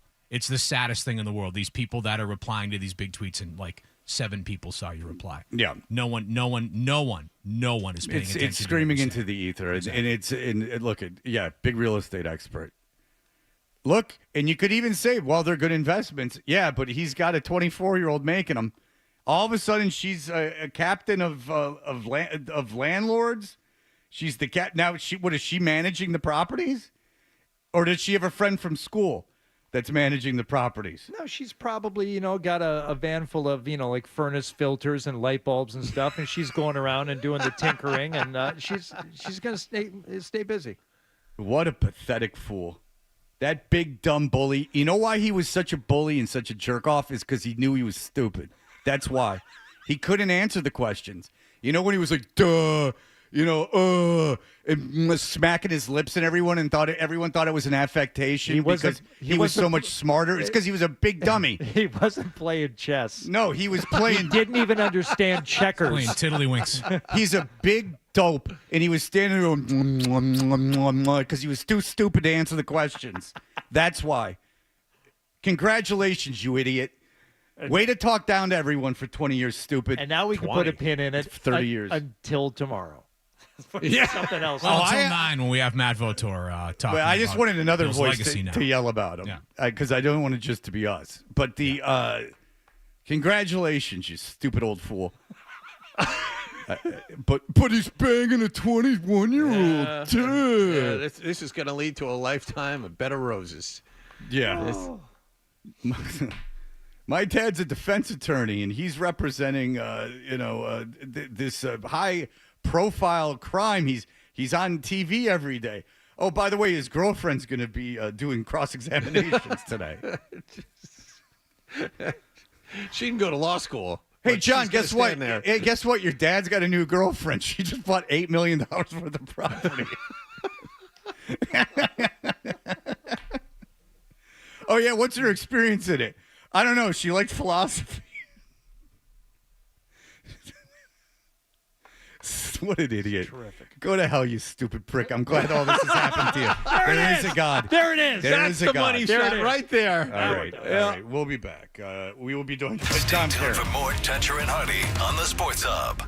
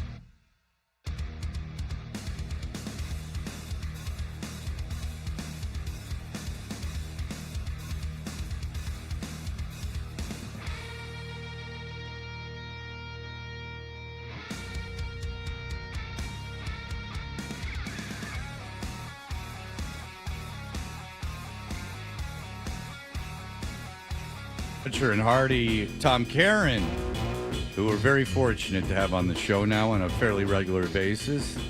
He's great. The great studio host and broadcast announcer for Nesson. Tom Caron, thanks, man. Thank you for joining us. Morning, guys. How we doing? We are doing well. I'm enjoying this Bill Belichick thing more than I should. It's fantastic. It's hard not to, isn't it? Oh, yeah. Tom, I love it so much. Now she's bought $8 million of real estate around Boston in her name. So that's fun to know, too. Yeah, just gutting down condos and subdividing them. Great stuff. Because not only does she know how to be a professional publicist, which obviously she does, she also is a real estate mogul. What are the chances? And soon to be Miss Maine. You know, my wonderful home state. I was just going to say that hits home. You must be so proud of this. You should be because she's. Yeah. But Tom, what are the chances? Hitting very close. What are the chances that anyone meets a 23-year-old or that assumes that they can do all these things? Like, just from the girl's perspective, like, wouldn't you be like kind of in awe of like everything that's going on and not think you know more than everyone? It's all fascinating. But And Tom, just one more thing. There have been relationships in and around the Red Sox over the years that have raised eyebrows. Nothing compared to this. This is that is a great point. I mean, there's a lot of people in the sports world who should be breathing a sigh of relief. Yeah, that crap I pulled is nothing now next to this. Well, like take like Farrell ends up marrying a reporter, and it's like, okay, fine. That happened. People fall in love. Great. You know what I'm saying? Like this, like stuff. Not all of this is relationships happen. Unconventional relationships happen. Things happen, and then they go away. This is a whole other kind of disaster. It's a whole. No, this is the new gold standard by which others are judged. No doubt about that. Thank you, Tom. I appreciate you that you are enjoying this too. All right. Use of lobster emojis, real quick though. I mean, again, as a Maine guy. I mean, you see her on Instagram. I mean, no one uses a lobster emoji more than her. So good for her. Well, listen, she's representing. Is she using it properly, though, Tom? I think she might be overusing it. I mean, crustacean abuse, that's a whole other thing. We'll get to that. Yeah. Okay, yes, so we have to be on that. All right, look, we were talking about the Red Sox earlier in the show. Tough loss last night, but, they play 162 of them. Are you of the opinion if they hang around 500, game or two over 500 like they are now, this division, not to get too worried, this division is infinitely winnable, and all it takes is to get hot for a little while to get in, to win this thing? Yeah, because I feel like they're kind of an underachieving team, honestly, at this point. But you've made it through April, right? You've hovered around. It was a tough schedule at the beginning. They played 30. If you look, they played more games than anybody. They hardly any days off. So you kind of get through all that. They haven't had a ton of home games. I mean, there's a lot of reason to believe the schedule will get easier. And so you kind of survived, I think, your worst baseball.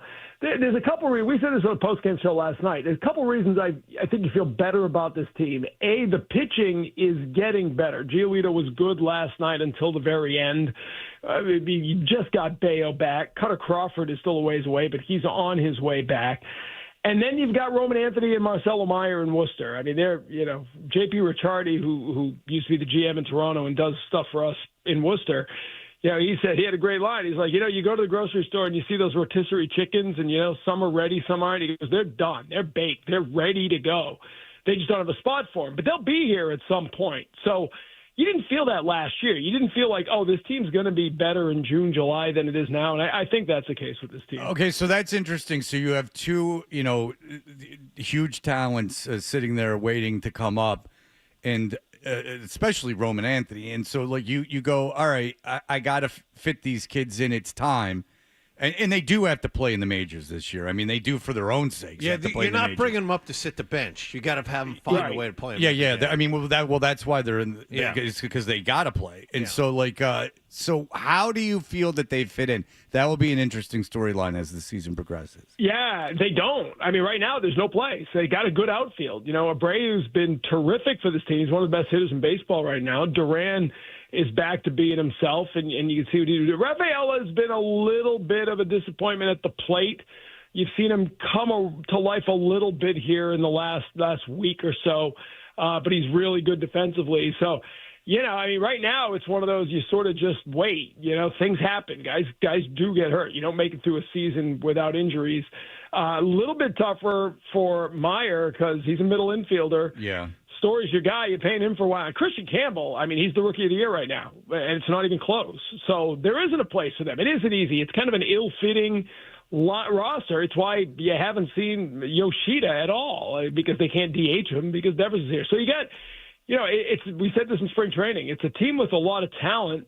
It's just kind of a little bit ill-fitting right now, especially as far as bringing those two guys up. All right, so here's the question. If I'm sitting there and I need help somewhere where they don't fit in, say I feel that we're in contention that we could win a World Series, and I can get a guy who's not on the last year of his contract. I can get a starting pitcher. I can get something that we need, that with a couple years left on his deal, I can get a star. Do you consider, now that those kids are ready to go, do you consider moving one of them for an established major league star with term? Yeah, I think if everybody is healthy through this entire summer, as you get near the trade deadline, that's going to have to be something Breslow thinks about. And the good thing is you've got good players at the major league level who are young. So you've got guys, you always need pitching. If you can go get, as you said, a real stud pitcher to join Crochet and to join Buehler at the top of the rotation, you may have to trade. It wouldn't have shocked anybody at spring training if they moved Abreu to make room for Anthony. You're glad you didn't now because Abreu, like I said, he's on a tear. But I could see a trade that's a little bit shocking if you get to that because, again, you can't leave. They're both like 900 OPS guys in Worcester. Meyer's already got 7 home runs. Anthony has 5. At some point, you're going to have to give. Now, there's been a lot of talk. Will one of them try to play first base because Catharsis has really struggled? So that would be a place, but neither one of them. And the people in Worcester tell me there's no plans for either of them to play any first base. That would be a waste, right? Like if you, yeah, well, especially with Meyer. Anthony, I could see a little bit, but Meyer, I'm telling you, you watch him play defense at shortstop. He is so smooth. Meyer's going to be a player. Well, that was part of the reason. Anthony's ready now, but Meyer's something special because he's so good defensively. Well, that was part of the reason that he was considered the best prospect in that draft, right? It was his defensive ability, right. That he's a great athlete. So yeah, really smooth defenders at shortstop, and those are hard to find. Mm-hmm. All right, so Tom, we've talked a lot of positives about the Red Sox, and all of this is correct. All of these things that you were saying about the team, they're great to watch. What is the thing holding them back? Why are they only 2 games over 500? I scratched my head. We had it up on the air last night, and I honestly looked twice before I comment. I was like, do we have this graphic right? The ERA is higher than it was at this point last year, both for the rotation and the bullpen. And that shocked me. I didn't see that. When I watched this team over the last month, I thought the pitching was better. So I think what's holding him back was the pitching at the beginning. And again, you were cobbling it together. You had Newcomb making starts. You had guys make. Houck has been an enigma, and he goes tonight. Houck's going to have to figure it out. Prior to last year, Tanner Houck was the guy. He said, "I'm not sure he's a starting pitcher. He's always struggled. Definitely third time through a lineup, and sometimes the second time through a lineup." The other night against Cleveland, he was real bad in the first inning. He got it figured out and went 5. But the ERA's at 7 right now, and it hasn't. The ERA's up around 5 since the spring training, since the All-Star break of last year. So he had a really good year last year, but it was mostly the first half. He's a sweeper guy. He's a big horizontal movement guy. You wonder if the book gets out, and if hitters aren't chasing that thing outside, you got to come in the strike zone, and they can make you pay. So Houck is part of the issue. He's got to figure it out, especially with the other guys coming back. Giolito's here. Crawford's on the way, as we said. So that's a big part of the problem, and they still got to clean up the defense. They 28 errors is more than they had at this point last year, and they led the league in errors last year. So you got to be a little better defensively. I think they are better defensively. If you go to the higher metrics, they're making way more plays than they did last year. They're up near the top in double plays. So there's a lot good there defensively, but they still make they have the brain fart every now and again, and they just throw one away. That's got to stop, and Houck's going to have to be better. Those two things happen, then you're back where you want to be. And what is going on with the rest of the AL East? What is your opinion on Baltimore and their struggles? Baltimore is the team I'm shocked at. They really had a bad offseason. The Garrett Crochet deal is the deal they needed to go make. Yeah. They lost Corbin Burns. They had prospect capital. They didn't do anything with it, and they didn't spend any money. And so that's the one that's hard to figure out why they didn't do more. Toronto, I'm shocked they're not scoring runs. When they signed Guerrero, I was like, all right, this is the window of opportunity. They just extended it, and they've been awful at the plate. And Tampa Bay, I thought was going to struggle this year because they're playing outside, and it's just a whole different vibe for them playing in a minor league ballpark. Yankees are good. I mean, they without Garrett Cole, they won't pitch as well, but they're going to bash their way to a lot of wins. But it's hard to bet. We don't the Sox. We won't see the Sox play the Yankees till June 6th, so still over a month. But this is shaping up like a 2-horse race early on, and Sox, they're going to have to make a move or two just to stay there. But the AL East that you said at the beginning, it's so winnable. You can't miss this opportunity. Yeah, I mean, the AL is not so great. So as a whole. So, all right, look, Tom Caron, love having you on. Thank you so much. We really do appreciate it. Everyone check them out on Nesson, all the Red Sox broadcasts. We appreciate it. Have a great one. Thanks, Tom. Thanks, guys. See you, Tom. All right, appreciate it. There you go. Love Tom Caron. Have him on. All right, look, there's going to be an opportunity for you people out there to be in our studio on Tuesday. Adam has done no research to see how many of you have actually applied for this. Well, and I was very busy yesterday. Sorry. The clock is ticking. Yes, he had to pick up trash in a lot of parks. It was a nice I've been day. slacking on that this spring. I'm not happy with myself, Fred. Well, I don't know. I don't know. What was it? At least trombone related? What was I doing? No, I was running around yesterday. I had a Freddie day. I was running around. Well, no, you weren't, because you were not. You were not doing what I was doing, my friend. I was doing far more than you. This is the deal I've made, and You're I'm the paying wheelman for it. now. I did the wheelman thing for a while. You did. But I am now doing. Now I am equal to what you were doing. Yes, you are. Now I have finally gotten there. Even surpassed it in some ways. Remember, Hardy, how we did the thing about how long I'd been in my car, and then we talked about the miles and how the miles weren't that much. That whole narrative is gone. Yeah. The miles are have that caught much. up to the time. Yeah. But my gas mileage was at 15.8, and now it is at 18. That's good. Well, I mean, thinking back, because I've got a few years on you. My kids are, a few years older than yours. I used to do the double drop-off, double pickup every day. I did it for years. But miles-wise, no, I wasn't having to go to different city. I was just going to different neighborhoods in Boston. So it wasn't quite to what the pickle you found yourself in. No, it's quite it's put yourself in. I put myself in. You it. put yourself there. There's no question. You got to find people. Talking on the phone seems to help.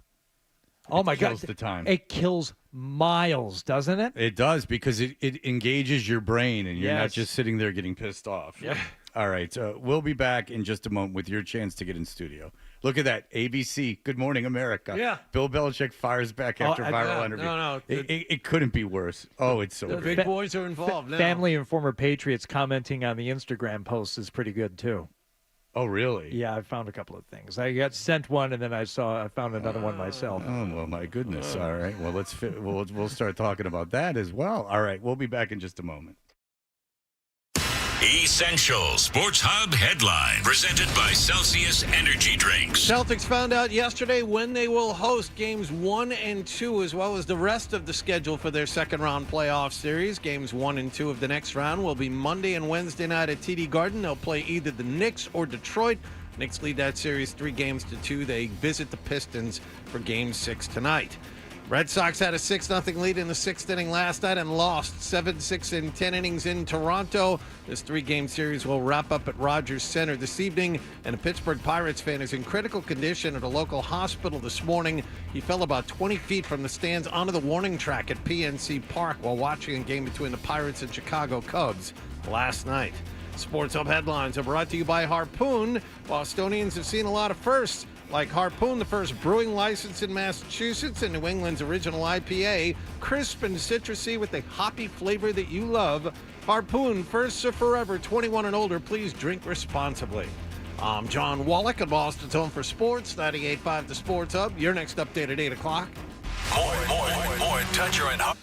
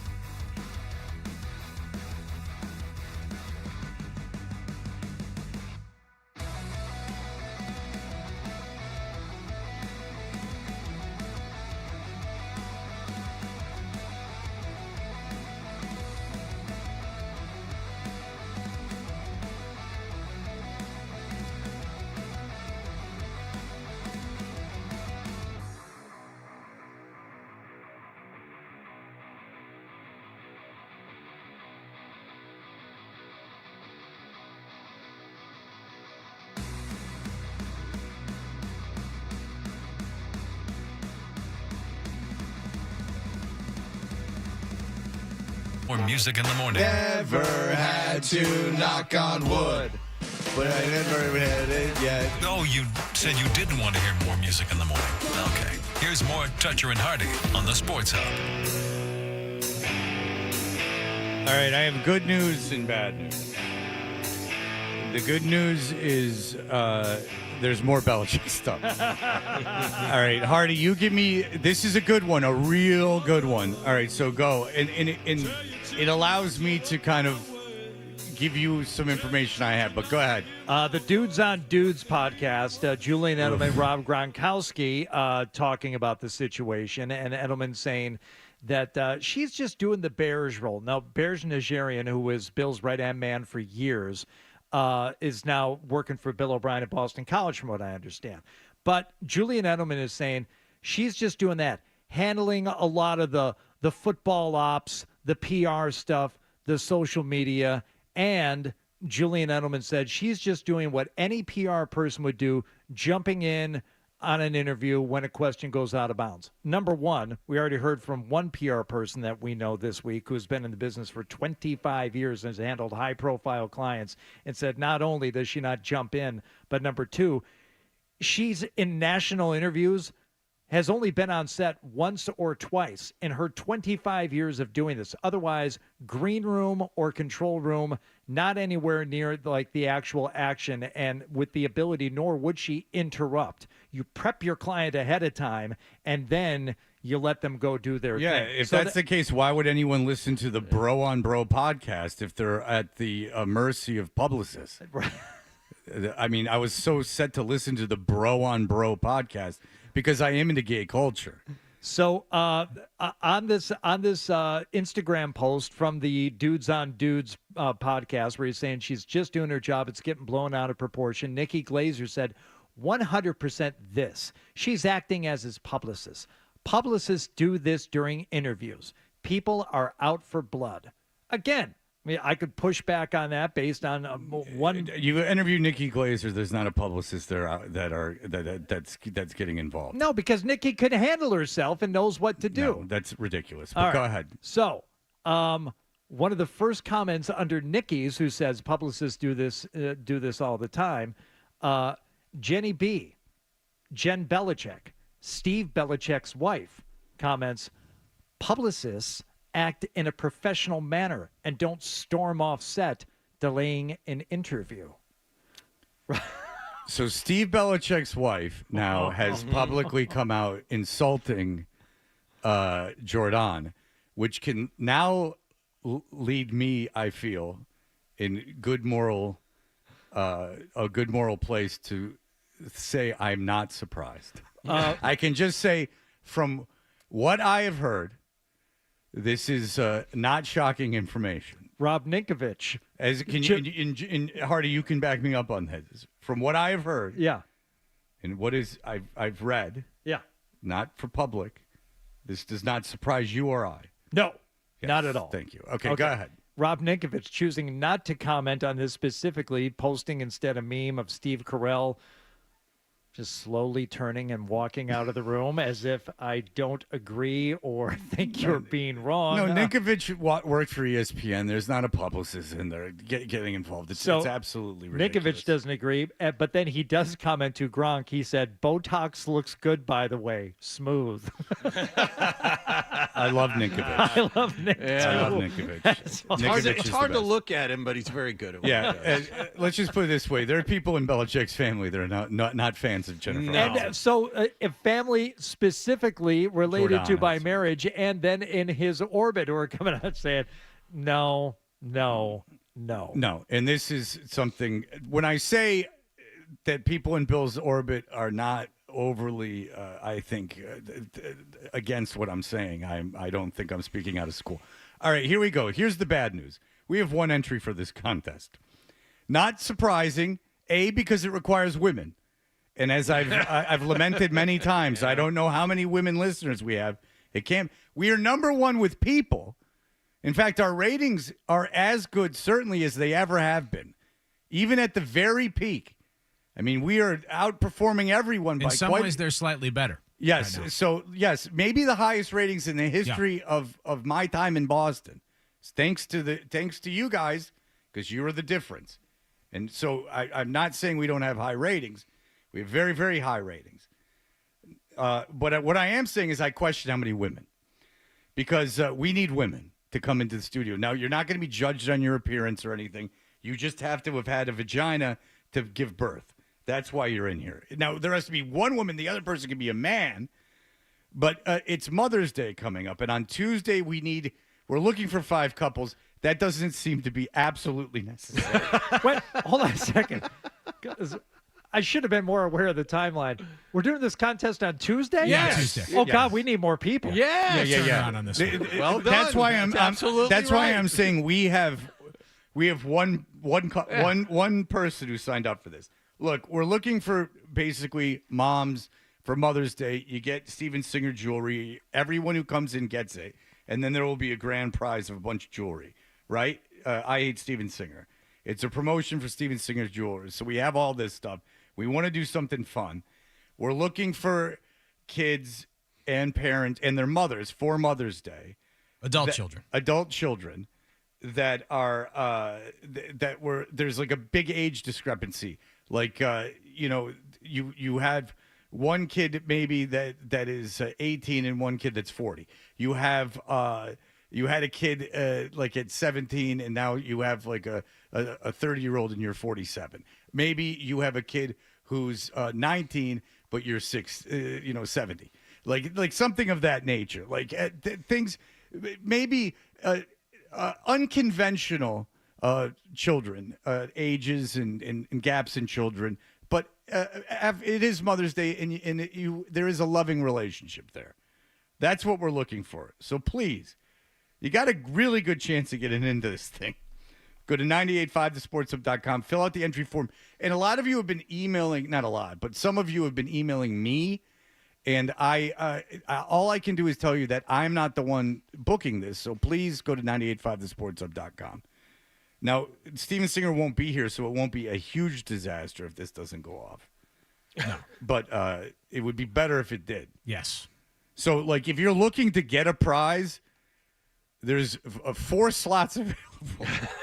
And you'll just get a prize because, like, really, we can't be too big. It's a great prize. All you got to do is show up. You're going to come and hang out in the studio with Fred and Hardy and John on Tuesday morning, and you're going to have a good time. And we're not here to – and if you heard the last thing we did for Steven Singer, it was like May, December romance. Yeah. We're not here to make fun of you. We're just looking to have a good time. That's not what these bits and games are about. We're looking to have a good time. Come in, be on the radio, have a good time, and get a good prize. At this stage of my life, I'm not having you in to make fun of you. No. Okay? I got Bill Belichick for that. I'm not interested in No, making the couples fun who of you. came in here for the May December thing, we all got along great, and I think they felt great about it afterward. It was in fact a fantastic time. In fact, a couple of them reached out on Instagram to say what a good time they had, which I really appreciated. Look, I'm not looking to make an enemy with you. So go to 985thesportshub.com, and if you're the kid of the mom, this gets you a free Mother's Day gift. And what an experience. Go, Mom, look what we did. We went up to the big radio show. And as radio shows go, again, we have a lot of people listening. I just question, unfortunately, that there are not many women, it appears. So 985thesportshub.com to get involved in that. All right, we'll be right back. Terrence Howard, who we love, was on the Bill Maher, that thing in his basement or whatever where they're drinking and smoking weed, and they got that. And so that's obviously a train wreck. So we'll talk about that in just a moment.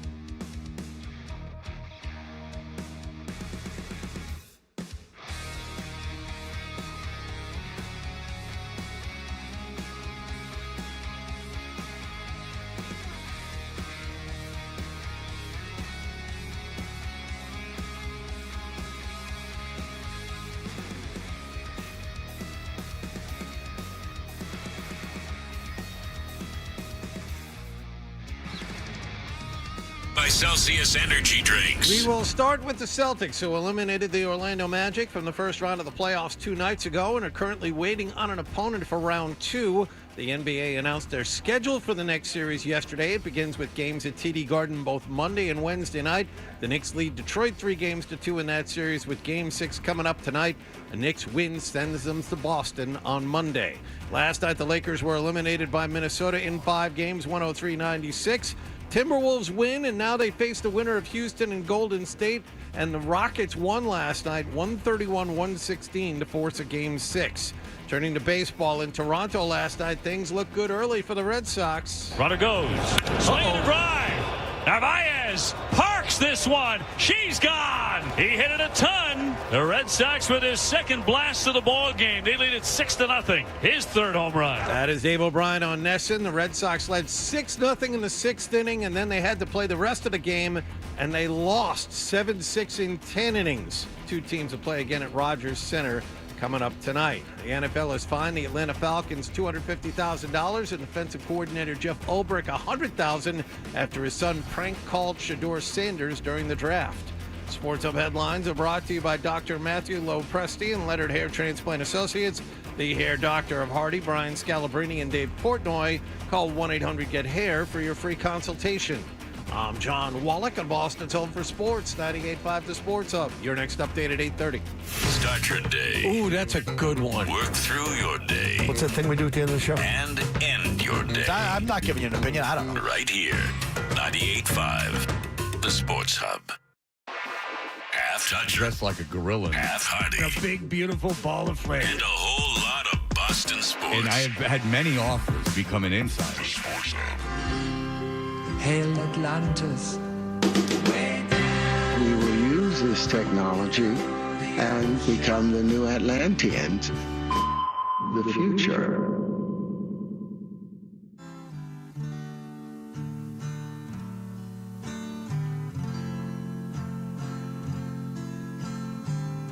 It's a lot lower than it's meant to be. It's just making me smile. Whatever it is, it's making. Atlantis was an island which that's lay great. before the great flood. All right, so In the area we we're now Toucher call and Artie. the We're on YouTube. And you can subscribe to 98.5thesportshub.com. I was talking about our ratings earlier. Perhaps you weren't aware of them because we don't tweet them out anymore. So I'll tell you this, is that, I'm having a great time with Bill Belichick. Everyone I talk to, it's so fun. If you're just joining us, the New York Post has now done an expose finding that, because they're digging in now because Jordan's handled this so well. They're digging in, and she's bought $8 million of property around the Boston area. And now Steve Belichick's wife is slamming her on Instagram. It's a lot of fun, and and Bill's really covering himself in glory. But there are people that I do enjoy. I have nothing against Terrence Howard. In fact, I love Terrence Howard because Terrence Howard is a very good actor, but also is either incredibly brilliant and the world is just not getting him, or is he's insane. He did say he remembers being in the womb. Wake up. Oh, that's my friend. But I had a different name for it. It was my hand. Yeah, that's him talking about being in the womb. He remembers being in the womb, and maybe he does. Well, he was on the Bill Maher thing in his basement, which is smoking dope and getting drunk with Bill Maher. It's like cool old guy, like smokes weed. He wanted Steve-O on, and Steve-O said, "Would you mind not smoking weed? I'm sober." And he's like, "Get out of here, Jack." Like, and he wouldn't have him on. And he's like, who's on? And he was like, he's like, "You smoke reefer?" No. It was a Hawk girl, Ryan said. No. Oh, the Hawk girl the Hawk girl embarrassed Bill Maher because Bill Maher was like talking about how filthy she was, and she's just like, okay. She like outclassed him. The Hawk girl of all people. No, it was a comedian, and he was like at the bar, and like Bill Maher's like, "You're not allowed to smoke weed on YouTube." So he's like, "This isn't weed." And I forgot who it was. It was a comedian, and the guy's like, "Okay." And he's like, yeah, so we're not smoking weed. He's like, do you want to? He's like, you want not reefer? Like it's like he's really something, but good. He's much older than me, and he's still very relevant, which is hope. And so, is he still very relevant? No, or is he is like hanging on to. No, he's more relevant, Adam, than ever. He just had dinner with Trump, and that became a whole thing. I think he's getting more relevant. Exposure now due to this than he was with Real Time. I mean, people watched Real Time, but this now seems... Oh, it's called Club Random. Yeah. Tim Heidecker and Fred Armisen did a takeoff of Club Random that Bill Maher absolutely hated. But let's not waste any more time. Yeah, Terrence because Howard. it's Bill Maher and Terrence Howard. Man, they get into all of it. All right, so is Terrence Howard smoking weed and drinking? Oh, you yeah. know? Okay, so everyone's drinking. There's pauses that I've edited out of this where they're clinking glasses and he's just got huge blunts that he's pulling out and they're lighting up and pouring drinks and drinking gin. Yeah, a lot of this gets edited out just for our purposes. By the way, marijuana is legal in California, and it wasn't even cool when it was a misdemeanor. If you got caught with like an eighth, you got like a fine if the cop even wanted to do the if he paperwork. wanted to do a ticket, yeah. Yeah, I never felt danger around being around weed. Even when it was illegal, it never felt like I was in peril. But here we are. My wife does all the cooking. I don't cook no more. You'll meet her. She's perfect. She's not my wife, my ex-wife, but she's my one. We got divorced. Wait. Because they were coming after her money. My ex-wives were coming after her, Right. IRS did a 6-year investigation on me for no reason. No, I tell you why. It's because you have the memory of your womb. You're a danger to society. Well, I like Terrence Howard too. He's very entertaining, but there's quite a bit to push back on after this soliloquy. Okay, I'll let it play. Tell me when to stop. You tell me when to stop. Okay. For no reason, I thought. But it was right after I started filing the patents. And then after doing the 6-year thorough investigation, making sure that I was kicked out of all the banking, all of the huge banks all sent me back my money. And I was like, what is this about? And at the end of 6 years, you know what they said? There's like, well, we haven't got everything we want, but we could continue this, or we could, if you plead guilty to a fraud misdemeanor, we'll let everything go. I was like, no, let's take this to court. Then they walked away, and then they brought something back later. But it was all because of challenging this status quo in the way that I have. I mean, I'm going to show you something. But it feels good, doesn't it? Feels freaking great. Okay. Huh? What just happened? Seriously, feels good. The banks didn't want his money? Well, here's what actually happened. A federal judge in Philadelphia ordered Terrence Howard to pay $1 million in back taxes. And he said a skirting a payment that the actor justified in a voicemail to an official that he asserted it's immoral for the government to tax the descendants of slaves. So this isn't so much about him and his ideas that are threatening the status Well, no, his quo. idea was that I won't pay taxes. I'm not going to pay taxes, Right. much like the situation. Wesley Snipes. I'm just not going to pay taxes. That worked out Okay, well for him. You're going to prison. Yeah. Yes, You yeah. have to pay taxes. I mean, some of us have in slavery was a very bad thing, but unfortunately, if your idea is I don't have to pay taxes, you do. My dad always said that. He's like, BS. He was like, people say death and taxes. The only thing inevitable is death. You have to pay taxes. He said, you'll go to jail, but you don't have to. There's right. Terrence Howard, you don't have to. You will get brought to court and you will be ordered to pay taxes or go to jail. But so when he says, well, they came after me again, yeah, for the taxes that you owe. Right. We have to pay taxes. So roads and firefighters and things like that. Why? And believe me, you pay a lot of them. Now, I'm a big fan of them. Yeah, but nobody likes it. But just in April, I love cutting that check. Now, what was Bill Maher saying that's got to feel good? To what? Pay the government the money you owe them? Oh, no, to tell them to go screw and then get away with it. No follow-up from Bill Maher. Like, hey, Bill, it's on 19 different websites, real, news articles about the $1 million that Terrence Howard was ordered to pay by a judge. Can I ask you something about podcasts? What is the point? if you're just going to interview people and they just say whatever the hell they want to say, and there's no even conversation would be going, what happened? You don't have time in a podcast. This thing only lasts for an hour and 59 minutes. Like what? So the point is, we're just having. This is like the Rogan thing. We're just having a conversation. Well, a conversation would be, okay, what happened? Like, wait, stop. All right. So the government. Why do you think the IRS came after you for 6 years? What ended up happening? There's just this free flowing. Just say whatever, and no one's going to ask anything. Bill's too busy lighting a spliff. He doesn't have time to ask follow-up. The figure accounts for unpaid federal income tax assessments for 2010, 2011, 2016, 2017, 2019. Oh, is that almost 6 years? Yeah, okay. Jeez, well, right. that math adds up. And with interest, it was $1 million. Terrence Howard's career And accrued interest up to December of 2023 when they finally put the bill together and said, here you go. If he didn't pay taxes and that's all he owed with interest over that amount of time, Terrence Howard's acting career was not very hot at that point. Well, he's working on the patents. Okay.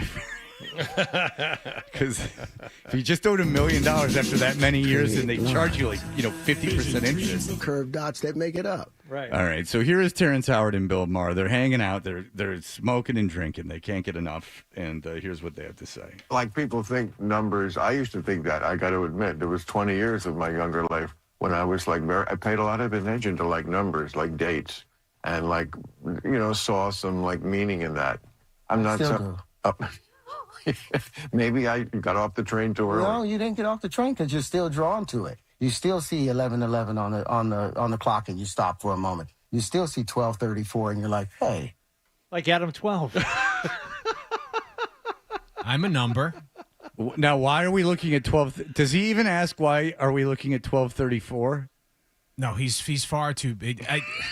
I was so happy in the pre-show meeting. I got so angry having to sort through the first half an hour. That's like these two idiots. We're all to assume we know what intellectual BS. What 12:34 means? 1, 2, 3, 4. Thank you. Yeah. Okay. Now tomorrow, and I'm sorry I won't be here. Adam 12 is just going to be beside himself on 5225. He is going to have a smile on his face in that pre-show meeting tomorrow. He loves these things. Okay, so 12:34 is 1, 2, 3, 4. Thank you for explaining that. I'm too stupid. It wasn't an instance of me being too But again, dumb. Bill Maher, intellect that he is, and Terrence Howard, 11:11. Oh, yeah. Do you make a wish?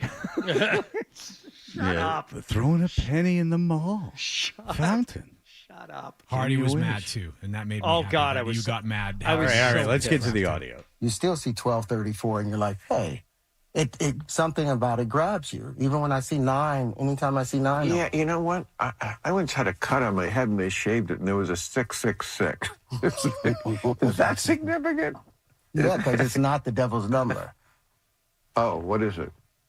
6 times 6 times 6 ends up being 206, 216. 216 is the key of C, or key of A.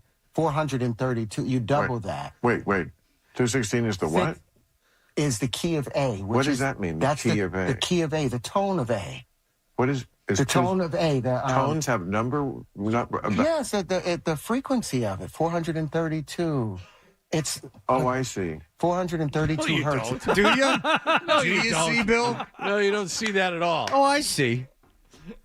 This is, at the frequency, of course. The Apparently frequency of A. This is what Terrence Howard does with a lot of his math that Neil deGrasse Tyson and other people push back on. He makes these leaps. He's like, no, 666, which obviously means 6 times 6 times 6 is 216. And if you double that, you get 432. And now we're into the universal frequency of the key of C. It's all right there. No, you could. I can do that with the number 1. I can do that with the number 15. If you give me enough time, I'll get you to whatever number you want to go to. But for Terrence Howard, I saw my hand. No, it was my friend. Hey, all right, it continues. It's. Oh, I see. 432 hertz instead of them doing 440. Yeah, I've seen that 432 hertz. When the Beatles. Yeah, when you picked up a car. That was the spot it was in. That's why you're remembering that, Bill. Yeah. Well, I've seen that in my years of touring as a comedian. It's Oh, I see. 432 hertz instead of them doing 440. Yeah, I've seen that 432 hertz. When the Beatles went to India, they tuned their instruments when they got back all to 432 and remastered all of their stuff because 432 is the common factor of the universal tone. That's the sound of our earth. No, they didn't. And again, 2 minutes of Googling will find it's like, yeah, some guys do get obsessed when they drink enough and smoke enough to tuning to 432, whatever that means. The Beatles did not go back and remaster all of their records and change the tone and the pitch and everything to get to 432. It wasn't even possible technically back then, and they didn't do it anyway. Shut up. His numerology's BS. I stick to the experts when it comes to numerology. 8 is a very, very seductive number. I think Al Cole and Terrence Howard could have quite a conversation. I would love to have the two of them on at the same time. Yeah, you just get them in a room and let those two minds get at it. 216 is the what? All right. It's the key of C all right. or key of A. All right, let me play this last one. All right, here we go. It's Terrence Howard and Bill Maher. They're continuing to talk about the frequency of A or B or whatever. Oh, I see. I've heard of that before. Yeah. All right, here we go. Do you actually know, I'm not saying this facetiously, how electricity... Huh? Wait, what? I don't. Now they're getting drunk. Now they're slurring. Now they're getting thick-tongued. Do you actually know, I'm not saying this facetiously, how... Oh, facetiously. He's trying to say facetiously, yeah. Yeah, but it's Club Random, and they're already deep into it. Do you actually know, I'm not saying this facetiously, how electricity works? Yes. Oh, really? Because that... Yes. Yes. As a matter of fact, I do. Yes. It's my hand. Yes. Oh, really? Because that's funny. Ask any question that you've ever had about anything in the No, universe. I don't know. I don't want to know. Well, but ask any question about anything in the universe. Yes. That's quite a door. Great instincts that Bill has here with this interview. I mean, the door is wide open. Okay, what happens when we die? Right. What is the point of life? How did the universe begin? If there's a God, why do all these terrible things happen? Yes. Ask him anything. Well, I mean, if you have a conduit to all the information that has flummoxed humans since the beginning of time, there's several questions I'd like answered. I have the answer. If there's a universal guiding force, a powerful force, why are there all these disasters? What happens when we die? What is the point of this? Are we alone in the universe? Do I have Terrence to pay Howard taxes? keep telling. At what hurts do we have to get into before we find these answers? Ask me anything that you could ask me. I don't want to know. That'd be great if he just went back and said 216 is the what? I got a question for you. 5 blue grass. Oh, I see. That's the universal sign for Elmo. About anything in the No, universe. I don't know. I don't want to know.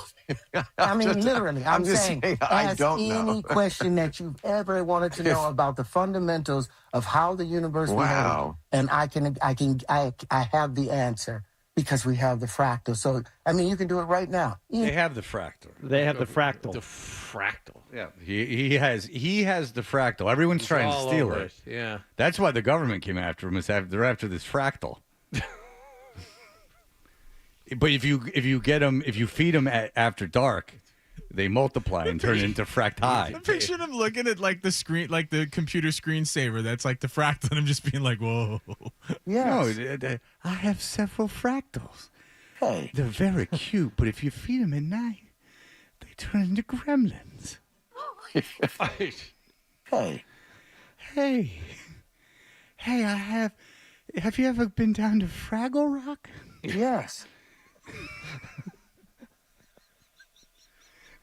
I know a guy who lives in a trash can. Hey, Terrence, can you tell me how to get to Sesame Street?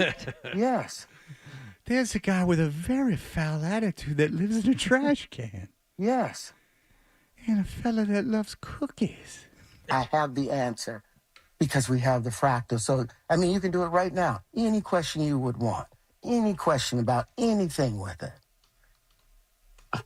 as We're I talking learned. about pressure, the entire universe, and I've got one question. This would be a good movie. Well, let's see. I hate to be selfish, but how can I ensure, especially now that we have AI and now that I'm almost 70, how can we ensure that I don't die? That's really the question that is most honestly on my mind. And it's the easiest thing to answer. We have 5 elements in our DNA. And then he goes off and starts talking. And this is where I got so angry. I'm like, I would like to hear this guy explain how he doesn't die, but mostly it involves soaking in a tub. That's what I got out of it. Returning to a state of pressure. It was actually, you know what? You know what? It's a lot about pressure. You can actually refold that nuclear waste back into its natural state. Just with pressure, refold it back. That's right. Who doesn't like a good soak? So wait, right? so he tells, well, it's the cold plunge. You got to get into the water and you got to get in a stone tub, and it has something to do with the pressure and getting your DNA and the elements, the 5 elements of the DNA back to their vacuumous state. I don't know. I got so masturbate pissed in a off. tub. I got so pissed off I couldn't do it anymore. All right. Well, okay. So, but he did give him an answer. I think. But he did have an answer. He's like, Sure. you can live, you'll There never were die words. if you do this. You got to get back to where your DNA is not in a state of chaos. It has to get back to that perfect state. And then you'll live in your mortal body forever. Yes. So Terrence Howard will never die.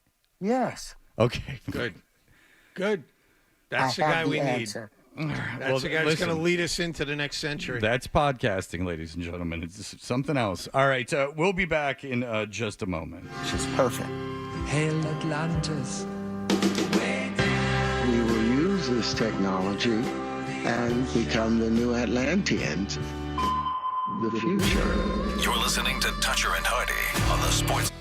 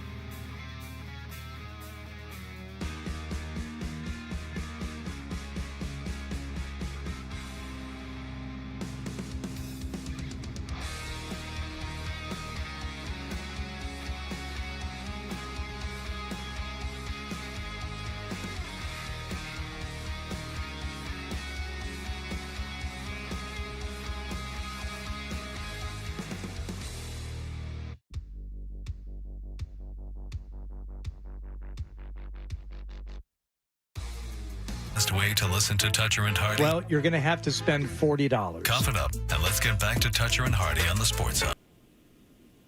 Oh, David. He's there. We lost you. All right. We all remember this. Shedeur Sanders, falling in the draft, and he gets this phone call.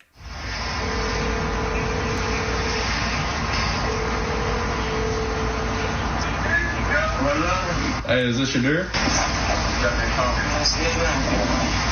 This is Mickey Loomis here, the GM of the New Orleans Saints.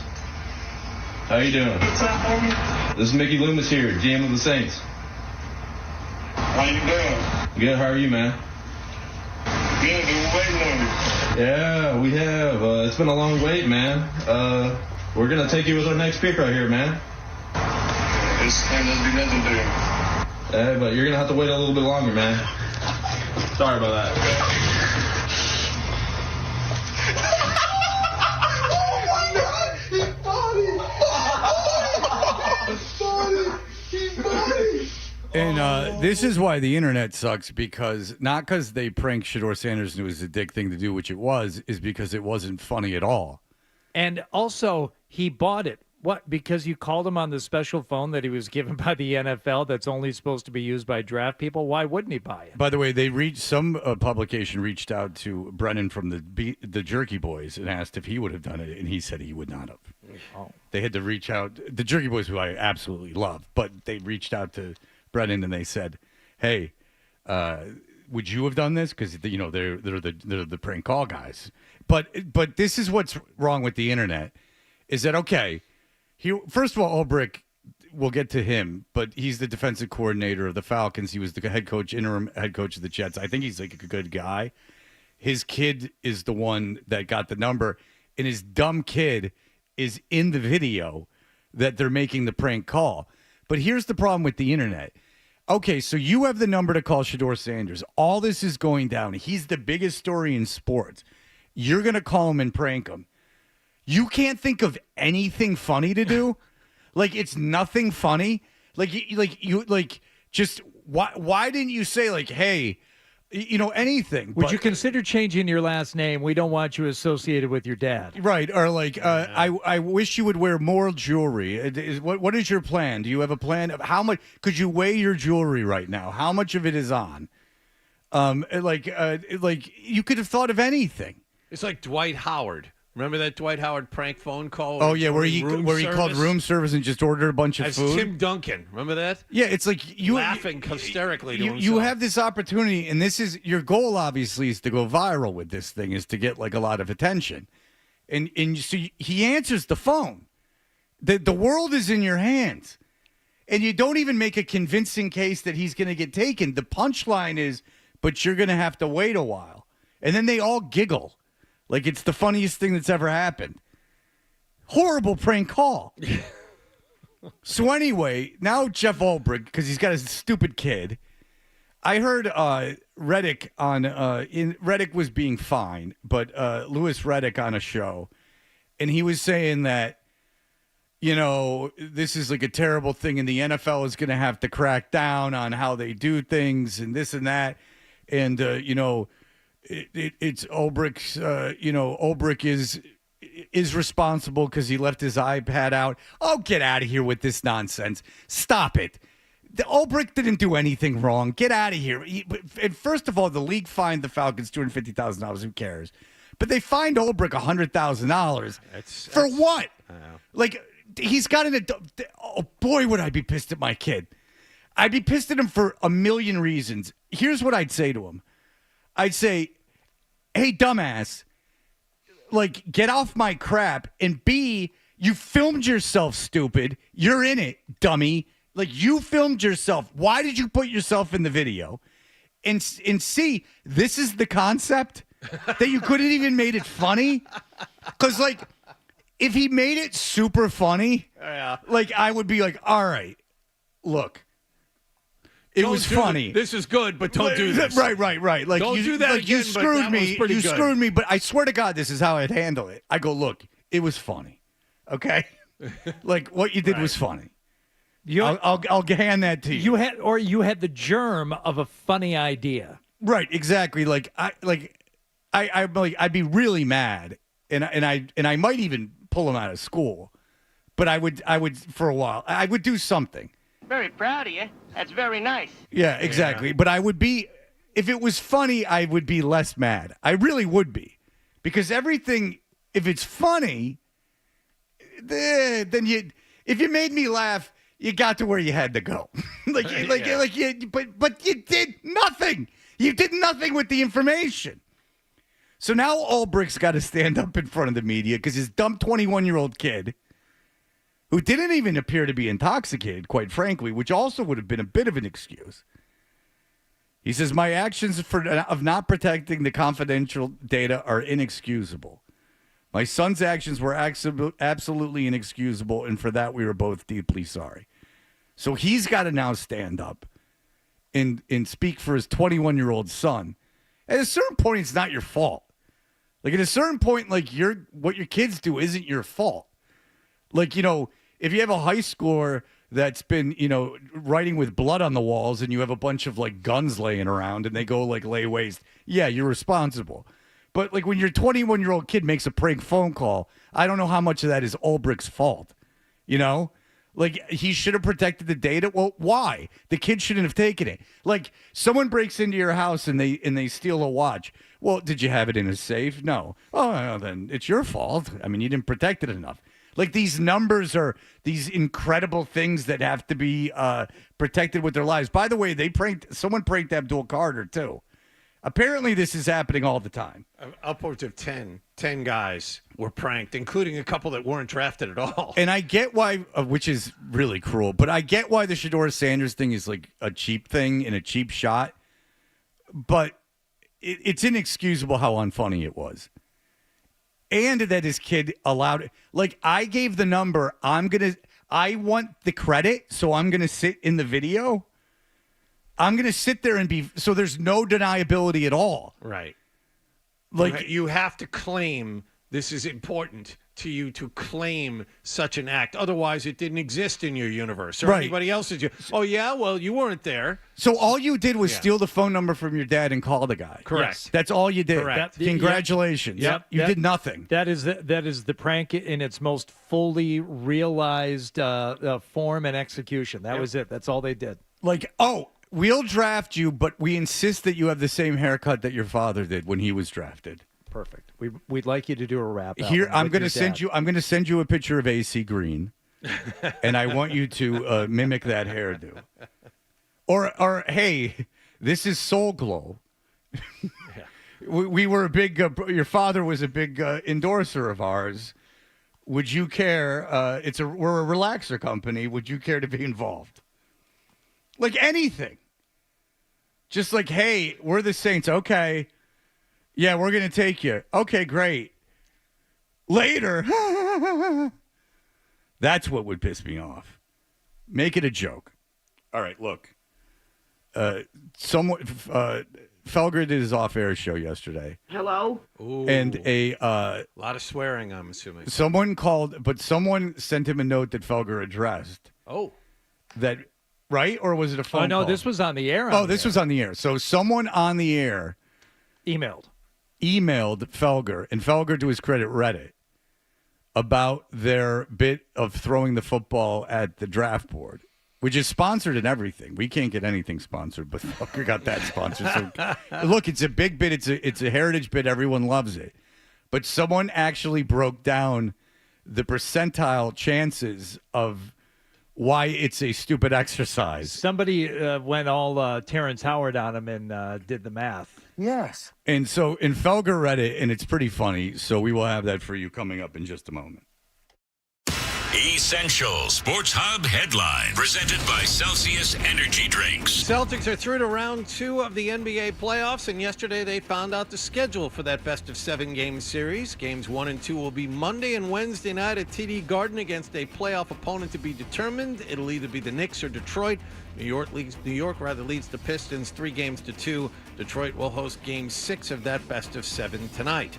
Lucas Giolito allowed 3 runs in 6 innings in his Red Sox regular season debut. He left with a 6-3 lead, but the Red Sox still lost in Toronto 7-6 in 10 innings, snapping a 3-game winning streak. Tanner Houck faces the Jays tonight. And the Florida Panthers got 2 assists from Brad Marchand. They beat Tampa Bay 6-3 last night. They win that best-of-7 first-round playoff series in 5 games. They'll play either Toronto or Ottawa next. Sports Hub headlines are brought to you by the DeMoore McKim School of Business at Northeastern University. You'll gain business strategy, expertise, leveraging AI, data, and technology. Learn more at their weekly admissions event. Save your spot at northeastern.edu/business events. I'm John Wallach of Boston's Home for Sports, 98.5 The Sports Hub. Your next update at 9 o'clock. You're listening to Toucher and Hardy on the Sports Hub.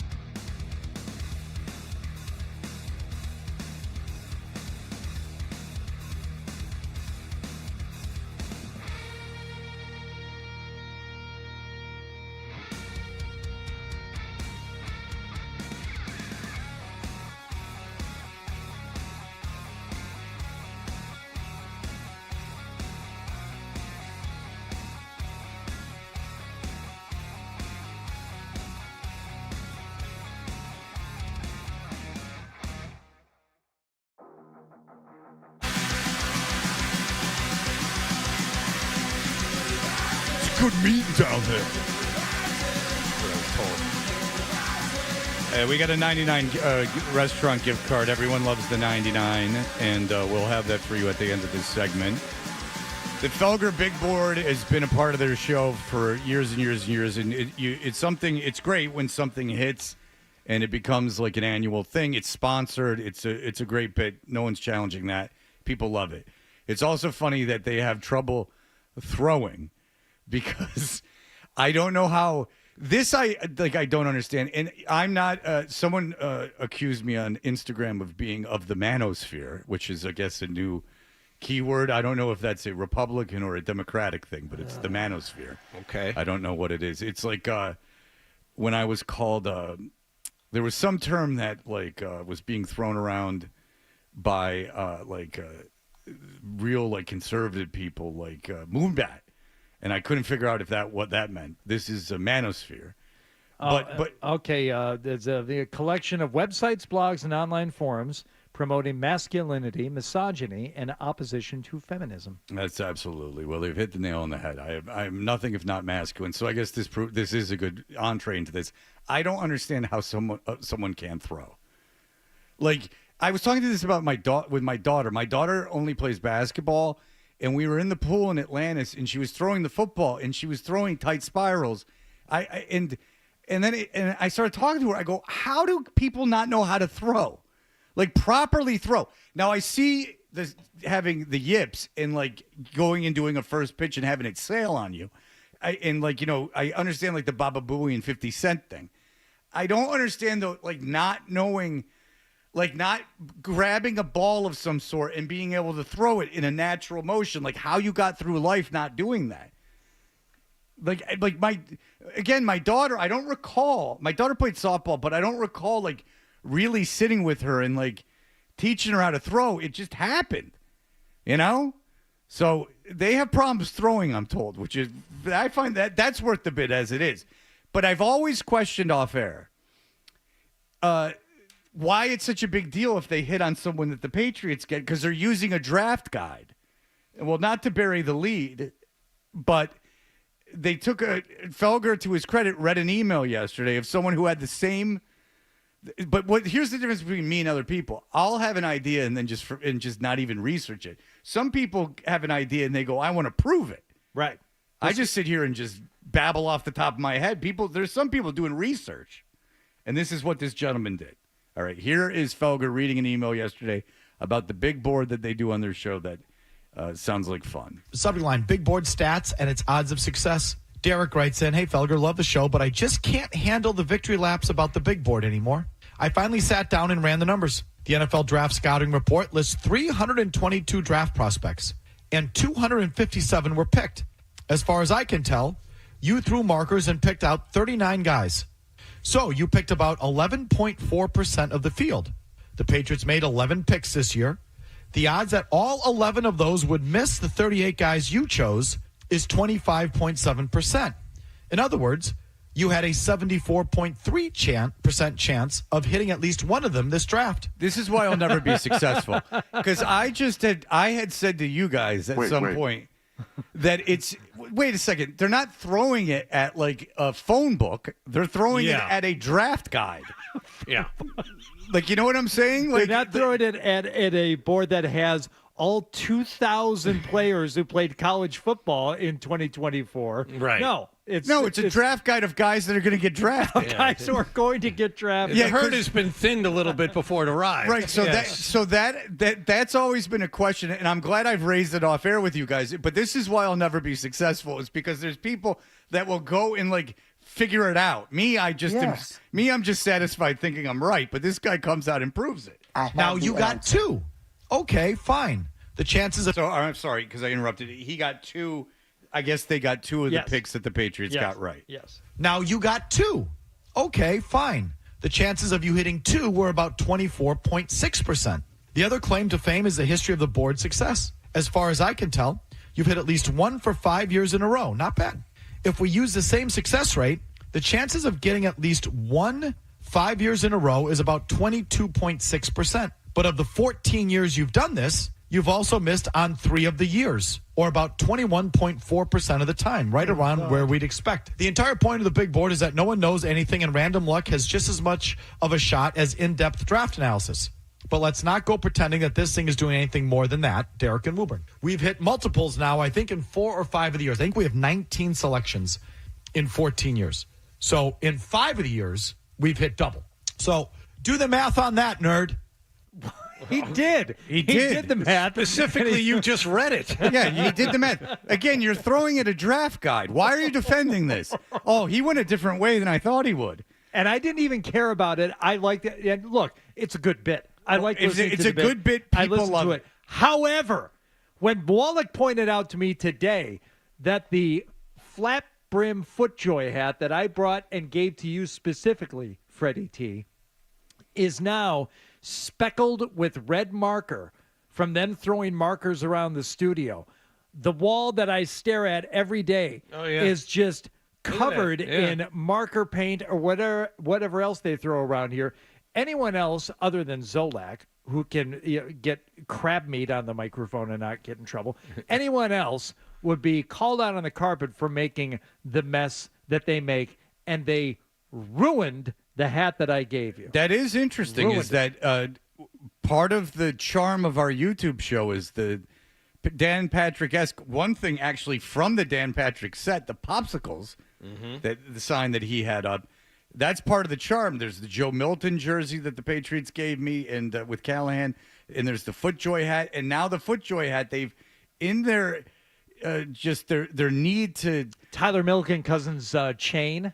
It's all got marker all over Nick it now. tends to that with you, and he pointed out that he thinks that whoever was responsible for that splatter tried to cover it up because he remembers a day after the big board where the hat was actually underneath the Joe Milton jersey. Obviously it hadn't been because it was out getting splattered, and then it was underneath. So clearly someone noticed that there were speckles and splatters on the hat, and they tried to hide the evidence. Again, I'm just glad. We get a lot of our content from the emails, and we love all of you. Even if I don't respond to it, I do appreciate it. Hopefully you hear me when I reference you. But this guy just proved my issue with the whole thing. How random is it if you're throwing at a draft guide of people getting drafted? Right.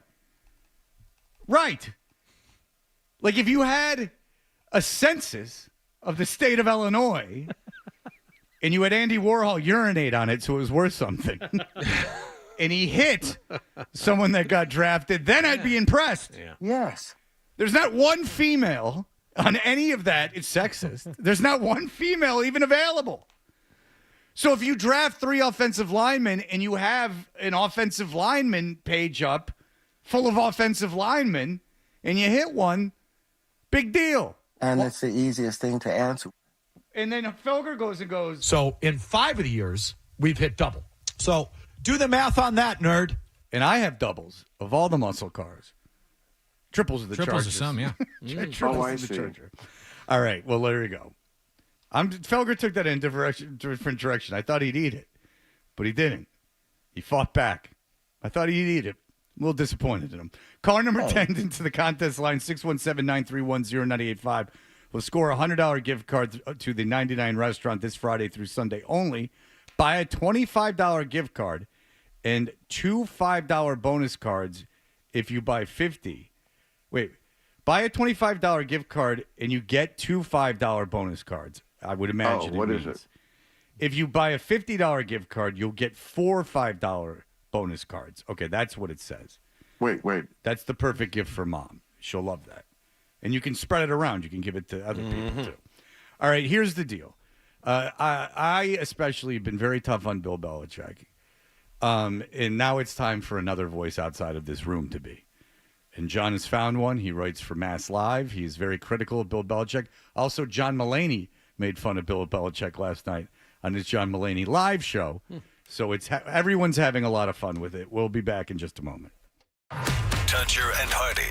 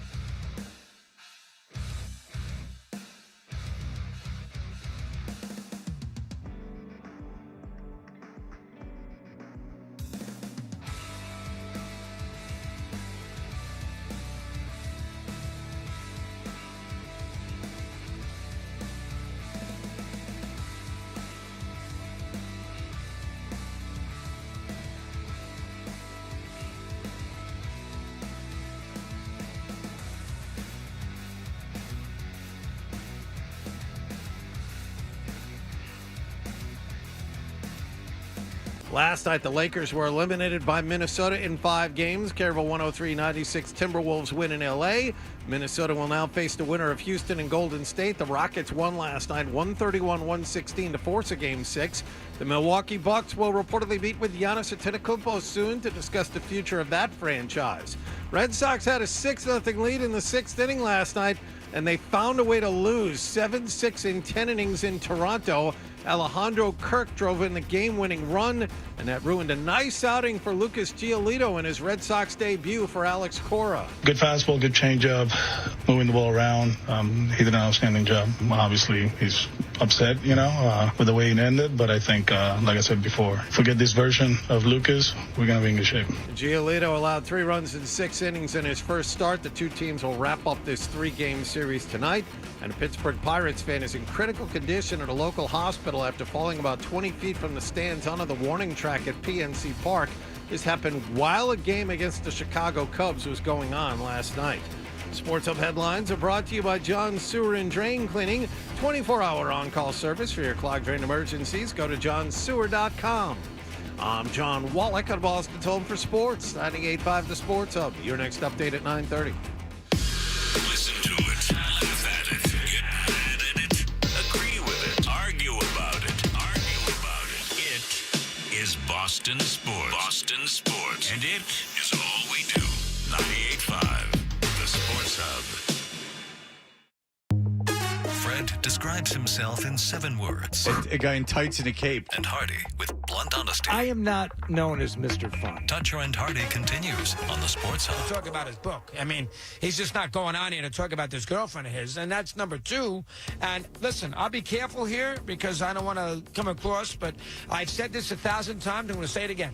If Kira Russo came, and she's the same age, if she came home, Dad, can we hang out with, can we go out to dinner with my new boyfriend? Yeah, all right, Kira, where do you want to go? Well, it's got to be, we got to have the early bird special. Well, what do you got to watch? The early bird special. No, we got to have the early bird. We got to go out to dinner at 5 o'clock?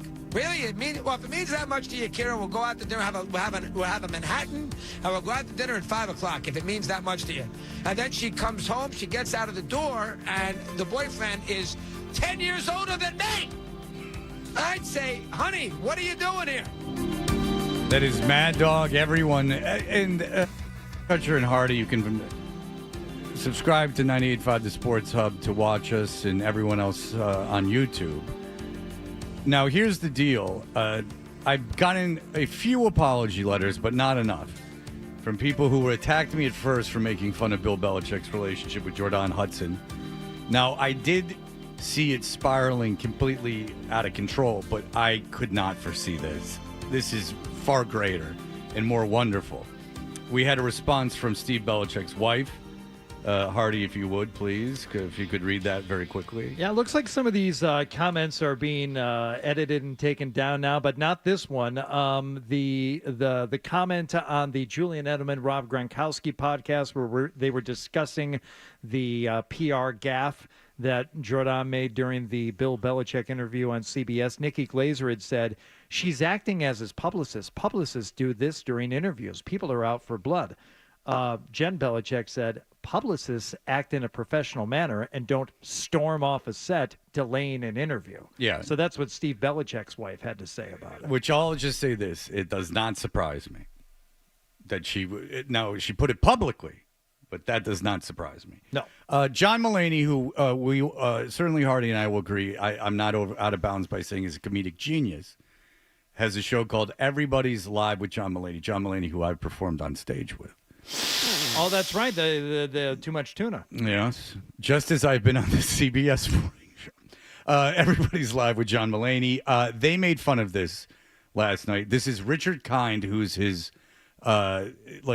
Mm-hmm. He's wearing a shirt reminiscent of the Navy shirt, the Stolen Valor shirt that Bill Belichick was wearing. Richard Kind is talking, and there is a woman who looks exactly a little more attractive, but exactly like Jordan sitting there. And here's what happened last night on Everybody's Live with John Mulaney. Hey, John, how are you? You good? I'm good. I know you're going to have a lot to say about surgery. Yeah, so. I got a lot to say about No, we're not talking about that. Oh, hello. Hello, Gearston. Kirsten is Richard's girlfriend, and she's now a constant presence in our lives. I'm his idea mill and his muse. And I need to see a cut of this before you use it. It's a live show. It's not live anymore. Sorry. The Richard portions are pre-taped. We're going to need to see a cut. Come on. Wouldn't you give up all your friends for this woman? I would blow up my brand and distance myself from my fans for one moment in her company.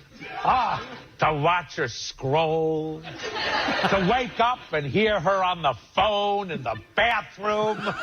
Wow, Richard, it seems like a dream. Yeah, it's a dream. Yeah, we also have some cute Insta faces. Oh, that's right. You call Instagram Insta faces, even though you're on social media a lot. No, we're not showing those. Those are private. They're on public Instagram. You know, why can't I have it all, John? A family, a brand, a business. No one deserves it more than me. That may be, but please, if you could not interrupt the show, I would really... I'm going to have friends over here later. Who are those random people backstage? The guests? Whatever. Come on, John, isn't she amazing? Isn't she amazing? Richard's happy. Richard's happy, and we can be happy for Richard, okay? Yeah, so he's a total fool. He's being made fun of in brilliant ways. But you've heard enough from me. And from the rest of us on the show, Matt Votor is a sports columnist for Mass Live, and he joins us. Hello, Matt. Hey, how are you? Good. And this is amazing because I've read your article just about a half an hour ago, and I was talking about this earlier. And parallel thinking. Let me read one passage from your column. It says, in hindsight, one of the smartest things Belichick ever did during the height of his Patriots powers was saying as little as possible on controversial topics. At the time, it made him seem smart, strategic, and cagey. In hindsight, it kept him from being overmatched.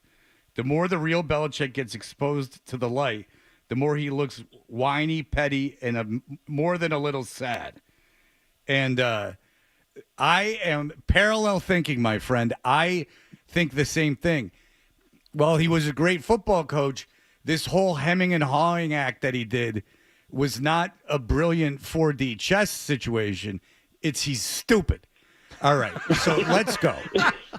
Really, I'm blown away by the fact when the guardrails have been taken off of him, just how willing he is to drive off the road. Yeah, the point too of that. Do you buy, because this is interesting, do you buy that he really doesn't know that all this stuff is going on social media? Because either he's lying and not smart enough to get out of it, or he's truly ignorant to what's going on with his brand. Which side do you land on?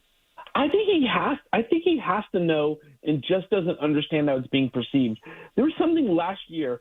And this was the thing that really kind of caught my attention, that this wasn't just famous guy dates attractive woman. When she posted that picture where she's in the ocean dressed as a mermaid, and I don't know who has a mermaid costume just readily available that they can use, and he's dressed as a fisherman leaning over, and it's like how did that conversation happen that she convinced him to do that picture? And then where was it going to go? That the two of them are there with presumably a professional photographer, and this is what he's doing now. Like Bill Belichick, who always seemed so nonsense averse, is now dressing as a fisherman and taking pictures of his girlfriend dressed as a mermaid. I think he knows. I just don't think he gets where it fits in the larger picture. And he doesn't maybe understand at the time that this is being used for internet clout, and he doesn't get maybe that this is an attempt by his girlfriend to become famous. Yeah, I don't know that he knows what internet clout is, and I think that might be where the ignorance comes into play. That I think the older you are, and I probably fall into this to some degree, who these influencers are and just how famous they really make themselves isn't logical because it's such a new phenomenon. Maybe the Dunkin' Donuts commercial she shoved her way into that ran during the Super Bowl should have been a little bit of a heads up. Were you aware that she's bought $8 million worth of property in the Boston area? in her own name? I knew she had a lot. I didn't know it was that good. She's clearly shrewd in that department. Like she's figured out how to monetize all of this at his expense now. Well, maybe all the real estate falls under the umbrella of which I learned from reading your column here of the Trouble Cub Enterprises, which is it's a holding company. It's a complex portfolio of businesses. Real estate, cosmetics, media production, merchandising, creative consultation, business strategy. But I mean, seriously, Matt, you put it best when you say she's been thrust into this like multifaceted role that any 24-year-old would have trouble handling, because this requires like life experience, and you're trying to handle these, complex and sometimes sensitive situations, and asking anyone to do it is going to be tough enough. What qualifications does she have to be doing any of this?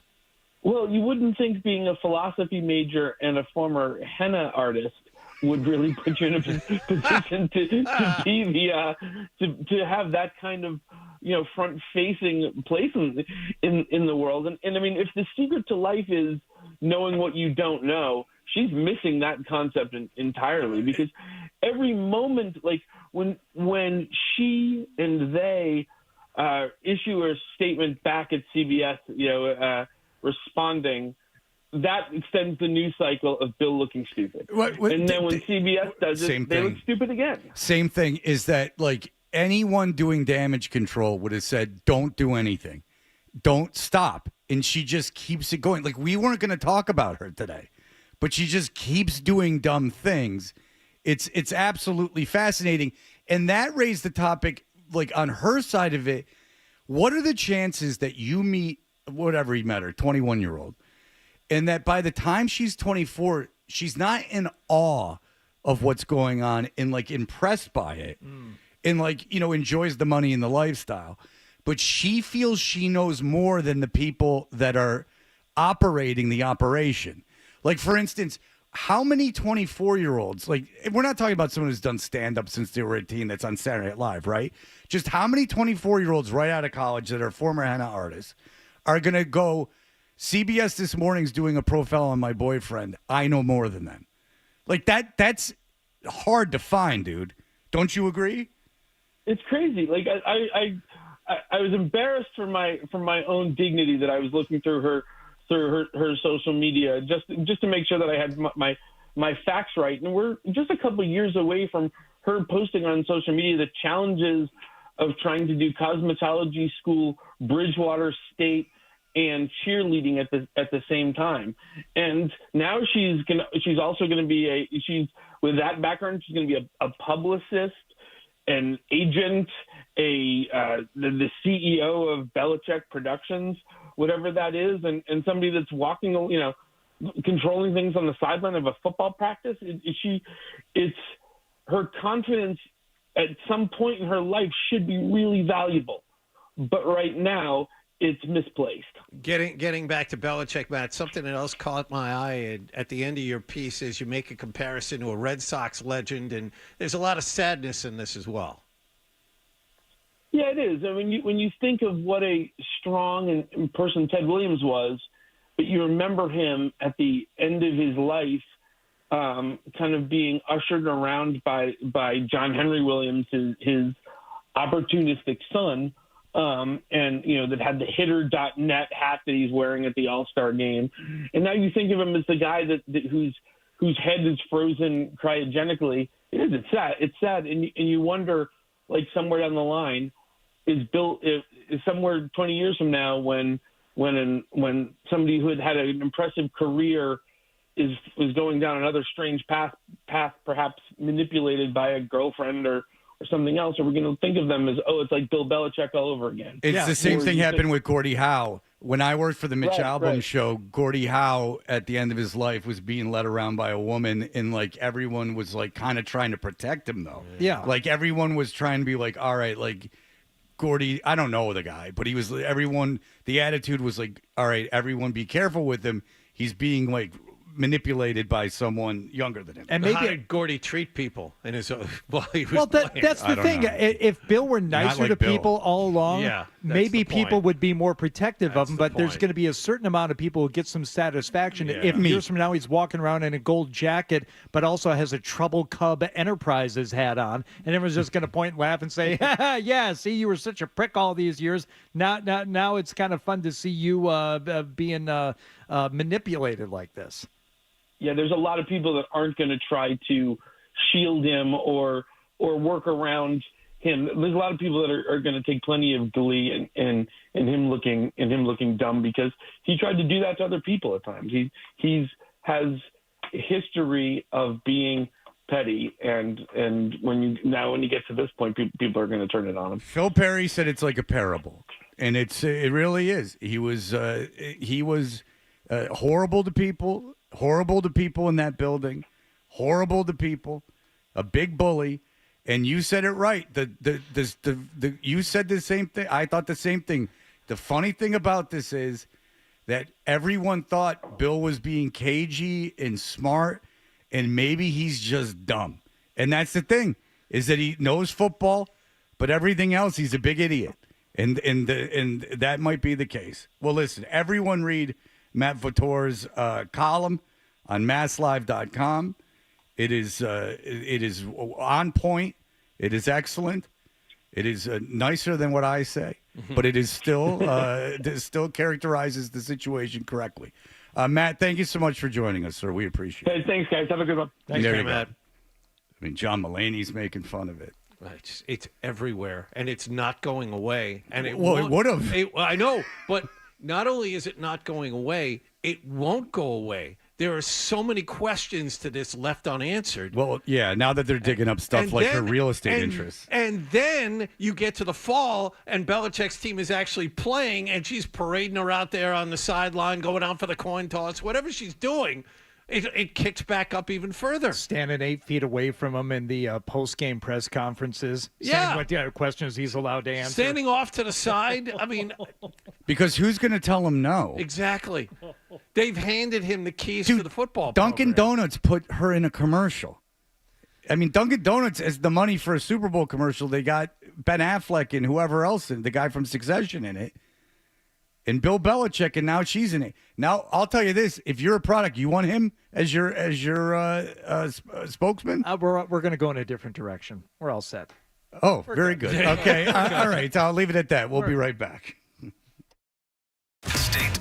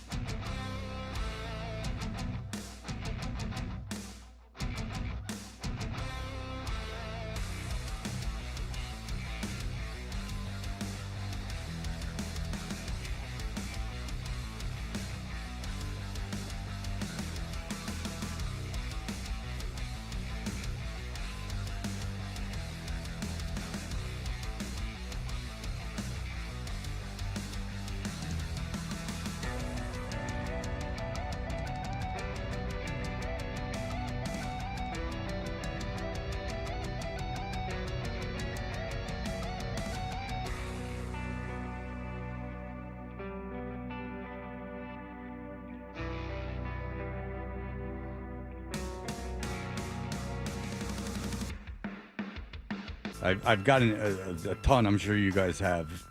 This week has been very, very heavy with the emails. And you can follow us on Instagram at Toucher and Hardy. And, gentlemen, I have exciting news for you. The at Fred Toucher account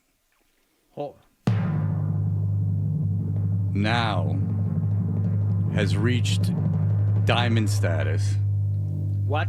I'm above 25,000. Yeah. All right. Thank you. The 8-month climb up the mountain, ladies and gentlemen. One by brick, John. This wasn't some Haktua situation. It was just fly by night. You're one at a timing. I didn't latch myself to some old big-breasted man. I did it on my own. That made Nick audibly yell. Nick likes the cheap shots. So, brick by brick, gentlemen, I put this thing together. So, and you all owe a nod of thanks too. When I give my acceptance at the Instagram Awards, I love you, and I think you know that. I will tell you both how much I love you. So, what does this bring you now that you're at 25K? That was my question from weeks ago, John. What yes. great things have you accomplished? So they offered me to monetize, and I said, sure, I'll monetize. And then they were like, well, you got $6 coming to you. And they were like, we need your banking information. So you gave it to them. So I did not give that to them. There you go. All right, let's take a couple phone calls because Susan is a woman listening to the show, and that gets to the front of the line because it doesn't seem like any women do. But Susan, thank you so much for calling. Hello. You're welcome. I have to start by saying that I'm a Pats fan, and I am an admirer of Bill Belichick and his philosophy towards football and keeping his team, on point. But I have to also say that I'm very sad at what I'm seeing lately. When I look at his girlfriend, I'm not sure if I see a gold digger or a caretaker. And the reason that I say that is because in some photographs that I see of Bill, he doesn't look like himself. So I'm wondering if there's more here than meets the eye, and nobody's saying anything about it. Well, he certainly is brain dead and has huge man breasts.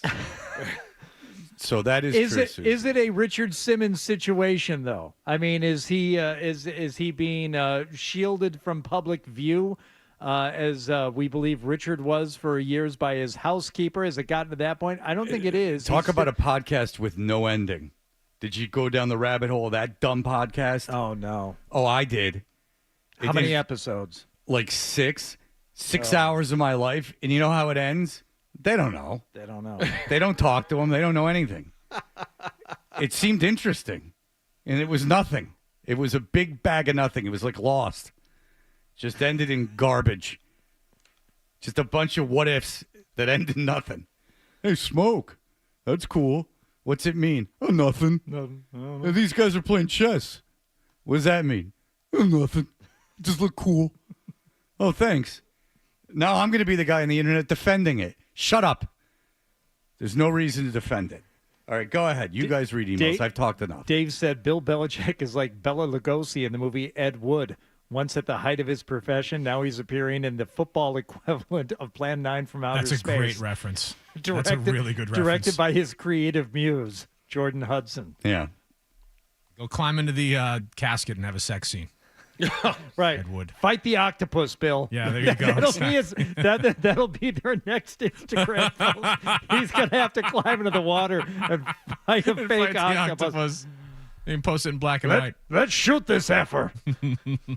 Eddie. This is a good point. Hey, Freddie T. Happy almost Friday. Hope you're enjoying the sunlight before the rain comes and washes away our spirits. I don't have kids. I don't know. Ben, he says, I don't have kids, but from what I hear on your show, I worry about yours. Not anything you're doing, but from all the happenings you guys cover between 20-year-olds like Jordan and the kid from the Saints having too much power and ruining people's lives to Terrence Howard preaching his own unique gospel and still somehow being relevant. People are just effed. My question is, when did we all lose our common sense and start idolizing idiots? Was it COVID? Was it before then? I have faith that there are people out there like you, Freddie T, true warriors, that do everything they can to reach decent members of society. But is there enough? Even though if you do everything you can, will it be enough? Here's hoping our kids don't end up like the Nepo babies we see in the NFL or the power-crazed socialites see kissing the sweet, sweet lips of Bill Belichick, a concerned listener. That's Bill from Weymouth. I'll tell you this. My son has an advisor at school. He's his advisor and his baseball coach. Somehow he's managed to convince Milo not to look at his phone. Wow. I took my kids out to dinner. Do that? I took my kids out to dinner last night or 2 nights ago, and Milo didn't bring his phone into the restaurant. That's unprecedented. Yeah, I can't remember his the last time my advisor and kids- baseball coach, I'll give him credit, Lawrence Academy. Wow. Has some Miles like I didn't like he's bragging. He's like I didn't bring my phone in because my daughter and I are sitting there with our phones out. Now my daughter will put her phone face down. Yeah. But like I have my phone out and it's not even face down. I'm as guilty as anybody of looking at this thing all the time. And somehow Margraf, his advisor at school, got him to stop looking. It's convinced him to stop looking at the phone. So he's doing God's work. So there are people far greater than I and having influence on children. Send them to the right place is what I'll say. But we have, I think more than ever, just really started listening to idiots, just true fools. No pushback, no anything. Just having a conversation. This is just a conversation. You know this. You both know this. Sometimes you just don't know. Yeah. Sometimes people know what they're doing more than you. Yeah. And that's a lesson. And it's not your girlfriend who's 50 years younger than you. She doesn't know more than you. Get an expert. Mitch says Genius Jordan knew that this book was going to fail, so she manufactured this media event just to gain publicity, and it worked. You were all playing checkers while Jordan plays chess. That's got to be a joke. I think it is a joke because he says, make way for football newest power couple, Blordon. Joe Murray sent his odds. These are actual betting odds. These are from betonline.ag. Belichick Hudson odds are subject to change and will be updated in real time on this page. These are actual odds. Mm-hmm. Will Bill Belichick be coaching USC in 2026? Yes, minus 500. No, plus 300. Will Belichick Hudson break up in 2025? Yes, plus 200. No, minus 300. They think what will happen first? Belichick Hudson get engaged, minus 400. Belichick no longer UNC coach, plus 250. Because there's a belief they're already engaged. Well, she's wearing an engagement ring from time to time. What will happen first? Hudson hired by UNC, plus 700. Belichick Hudson married, minus 2,000. What will happen first? Hudson enrolls in class at UNC, plus 100. Hudson dates UNC player, minus 140. What will happen first? Belichick Hudson break up, minus 300. Belichick fired at the end of the season, plus 200. Those aren't long odds. What will Hudson's next Instagram photo feature be? Belichick in cutoff sleeves, plus 150. Belichick in suit, plus 200. Hudson's navel shown, plus 250. Belichick with ribbon shirt, plus 500. Will Belichick's book be on the New York Times bestseller list? Yes, plus 170. No, minus 250. Pound the no. What will Belichick do next? Get a tattoo, plus 180. Dye his hair blonde, plus 250. Mullet hairstyle, plus 350. Pierce ears or ear, plus 500. Pierce nose, plus 600. Man bun hairstyle, plus 650. Which UNC fraternity will Bill Belichick join? Beta Theta Pi, plus 300. Sigma Nu, plus 400. Phi Delta Theta, plus 500. I won't go through all of them. He seems like a Sigma Nu. But a lot of credit to my fraternity, Sigma. Oh, no. This isn't my fraternity. Mine's Sigma Phi Epsilon. Sigma Alpha Epsilon is plus 2,500. So you could get into nicknames for the couple that is around here. Belladon, Jorda Chick, Budson, Bordon, Pathetic. I like that one. That's the winner. I like that one a lot. Yeah, she's a great PR person. One final email from Dennis who said, have we gotten to the point now where we no longer care about what happened with Malcolm Butler? Do we care more about this than we do about that? So I'll answer. Yeah. Yeah. But to that point, going back to our Terrence Howard and Bill Maher conversation, when Terrence Howard said, you can ask me anything. I have the answer. Yeah, because he has the fractal, so he can answer anything. Dan in Lunenburg wrote, and he said, have him on and hit him cold with this question. Why didn't Malcolm Butler play in the Super Bowl? If he's a Pats fan, he'd probably make up something that sounds reasonable. At least I could. If he's not a fan, he's likely to make up something totally out in space. Well, it'll be about numbers. Yeah. I mean, I can tell you what the answer would be. It would be about like numbers, like what day the Super Bowl was and everything else. 216 is the what? Yeah. Bill Maher. Oh, I see. He's a wild man. He's smoking weed. The common factor of the universal tone. All right. Brendan, go ahead. Hey, good morning, guys. As someone that researched Pope betting odds, I can appreciate this. There's no way the odds are right. They're not going to break up. No. Belichick is never going to admit that he's wrong, and he will take this as far as he can go, and there's no way she's leaving. So I think those odds are actually pretty accurate. Yeah, there's no way out. I mean, if they're planning to get married, which they are, they're supposed to be being married in December, according to like a ton of people. Like look, I don't know that for a fact. I believe everyone who's saying it. People in the know are saying that the wedding is scheduled for December. Yes. She's been seen with a big engagement ring. They're getting married, it seems. I'd be shocked if they don't. So, correct. They get married. She's buying $8 million worth of property in her own name anyway. She doesn't have to marry the guy. She handed him all that money inside of 5 months. She's incorporating all these things with her under her name that involve him. I mean, she's controlling everything, like legally. No, the Bill's got a big hand in this. It was a mutual decision. It was a mutual decision. Right. So he either doesn't know what's going on or does know what's going on, and he's a total. Either way, he's dumb. Like, he's just, it turns out, isn't it funny? He's just a big idiot. He's just stupid. And I guess the reason he was such a jerk is to cover up his own stupidity. Because it's easier just to be an a-hole to everyone and go. I guess the smacking was just the idiot smacking of a moron. Not talking about this. You know, like a dopey, like a big idiot, like sitting like on a park bench, smacking away at a sandwich. You know, like a big fool, like a clown. No. He can't think of what to say, so he just makes a noise. That's like talking. You know, a real doofus. Yeah, like a Beetle Bailey character. Yeah. Mongo Belichick. Mongo Belichick came out sideways. Feet first, Belichick.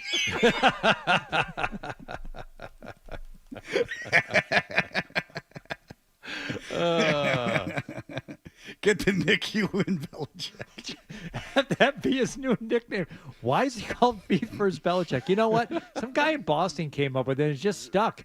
Everyone ended up running with it. Did he score a touchdown for Navy going feet first? No, he never played for Navy. He just loves them. He couldn't bother joining them. Oh, he jumped in the water feet first when he joined the Navy. No, he came out feet first because he's an idiot.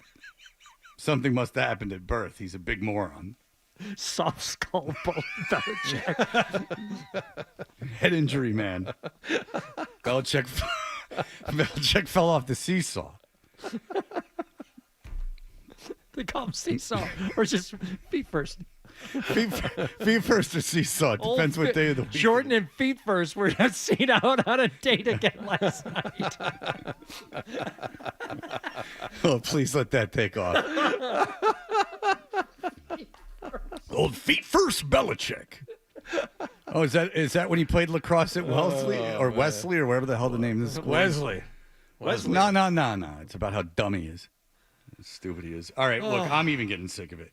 So it's too easy now. Yeah, I know. Unless something like major happens, we won't talk about it tomorrow. But who knows? I mean, something's coming out every day, man. I don't know what to tell you. Correct. It's coming out fast and furious. And it's great because he's he's been a real jerk to a lot of people for a long time. So good for him. Oh. All right. We will come back with the stack. Here are the headlines. Essential Sports Hub headline presented by Celsius Energy Drinks. Celtics eliminated Orlando from the first round of the playoffs 2 nights ago. They're still waiting on an opponent, but they do know their schedule for round 2. The NBA announced yesterday. Games 1 and 2 will be at TD Garden against either the Knicks or Detroit Monday and Wednesday. The Knicks visit Detroit tonight, leading 3-2. Last night, the Lakers were eliminated by Minnesota in 5 games. Care of a 103-96 Timberwolves win in L.A. Minnesota faces the winner of Houston and Golden State. Rockets forced a Game 6 of that series last night. Care of a 131-116 win. Red Sox had their 3-game winning streak snapped last night in Toronto. 7 6 and 10 innings. Red Sox kicked away a 6-0 sixth-inning lead in this one. 2 teams to play again at Rogers Center tonight. Sports Hub headlines are brought to you by Harpoon. Bostonians have seen a lot of firsts, like Harpoon, the first brewing license in Massachusetts, and New England's original IPA. Crisp and citrusy with the hoppy flavor you love. Harpoon, firsts are forever. 21 and older, please drink responsibly. I'm John Wallach at Boston's Home for Sports, 98.5 The Sports Hub. Your next update at 10 o'clock. More Toucher and Hardy on the way on the Sports Hub. Hey, it's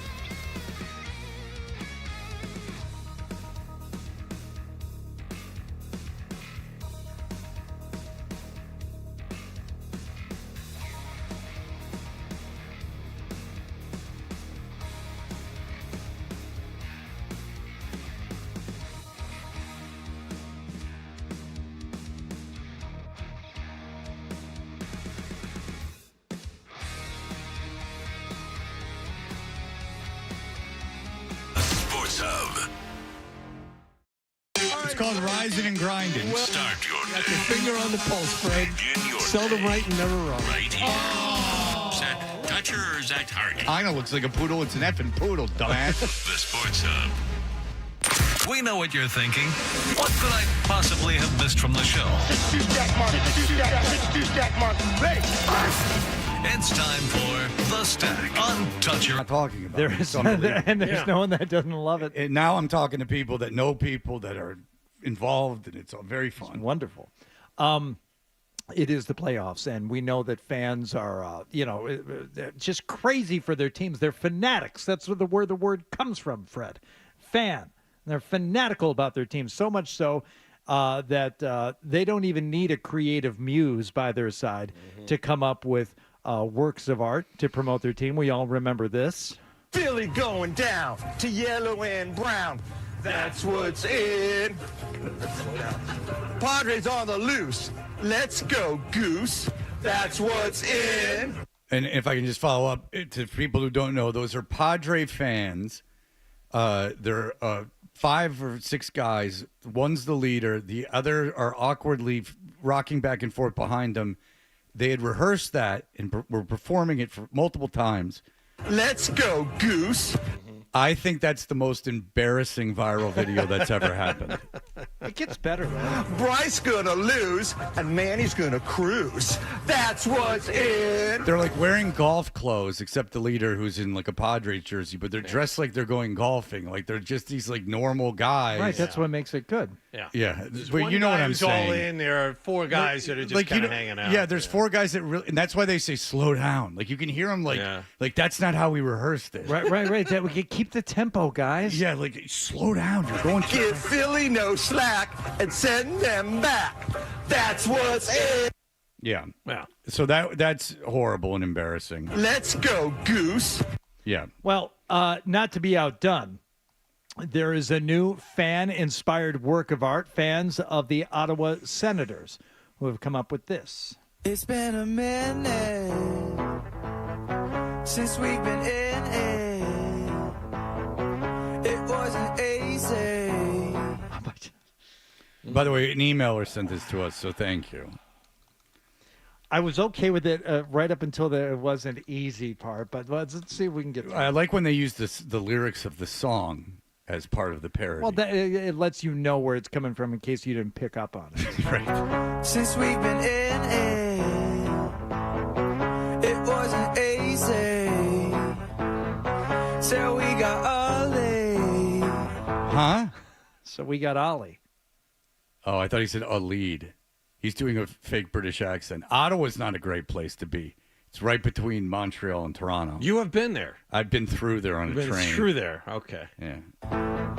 So we got Ollie.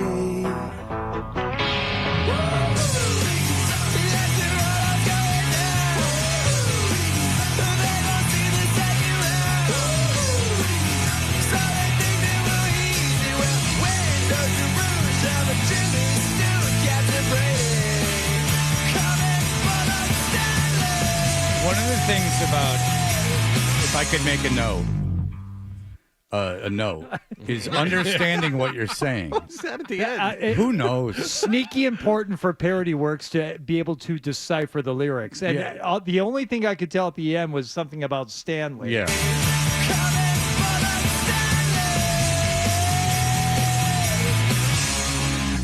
That's the only thing I can decipher, other than the beginning, which is very clear, unfortunately.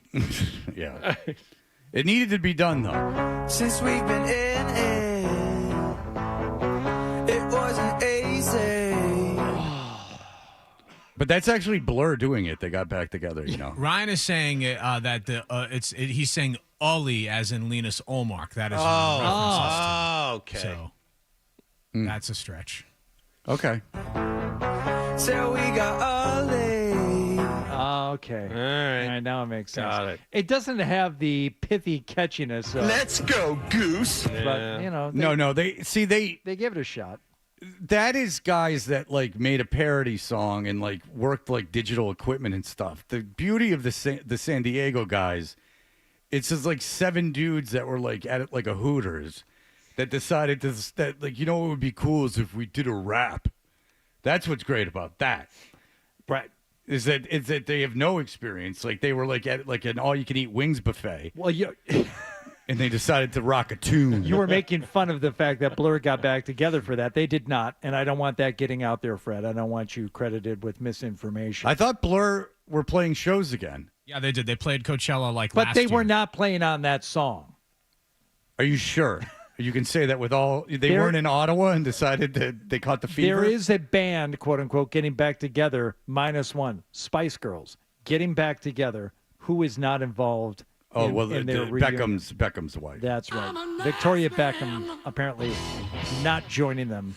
And if I was one of the Spice Girls, I would have gotten back together before now. I mean, I bet you anything they play arenas. Oh, 100%. Arenas? Absolutely. In Britain, they would. Oh, Right. no, absolutely. here they will. Here they will as well. Really? Yes. Absolutely. Dude, they were a phenomenon globally. A Boogie with the Hoodie played the Garden. I took my daughter, and it was sold out. That guy made so much money on that show. He might have just used what was already at the Garden for his show. He barely used the microphone. They just played a backing track with his vocals on it while he ran around with a mic that he didn't rap into. Even my daughter was like, "Is this how concerts are?"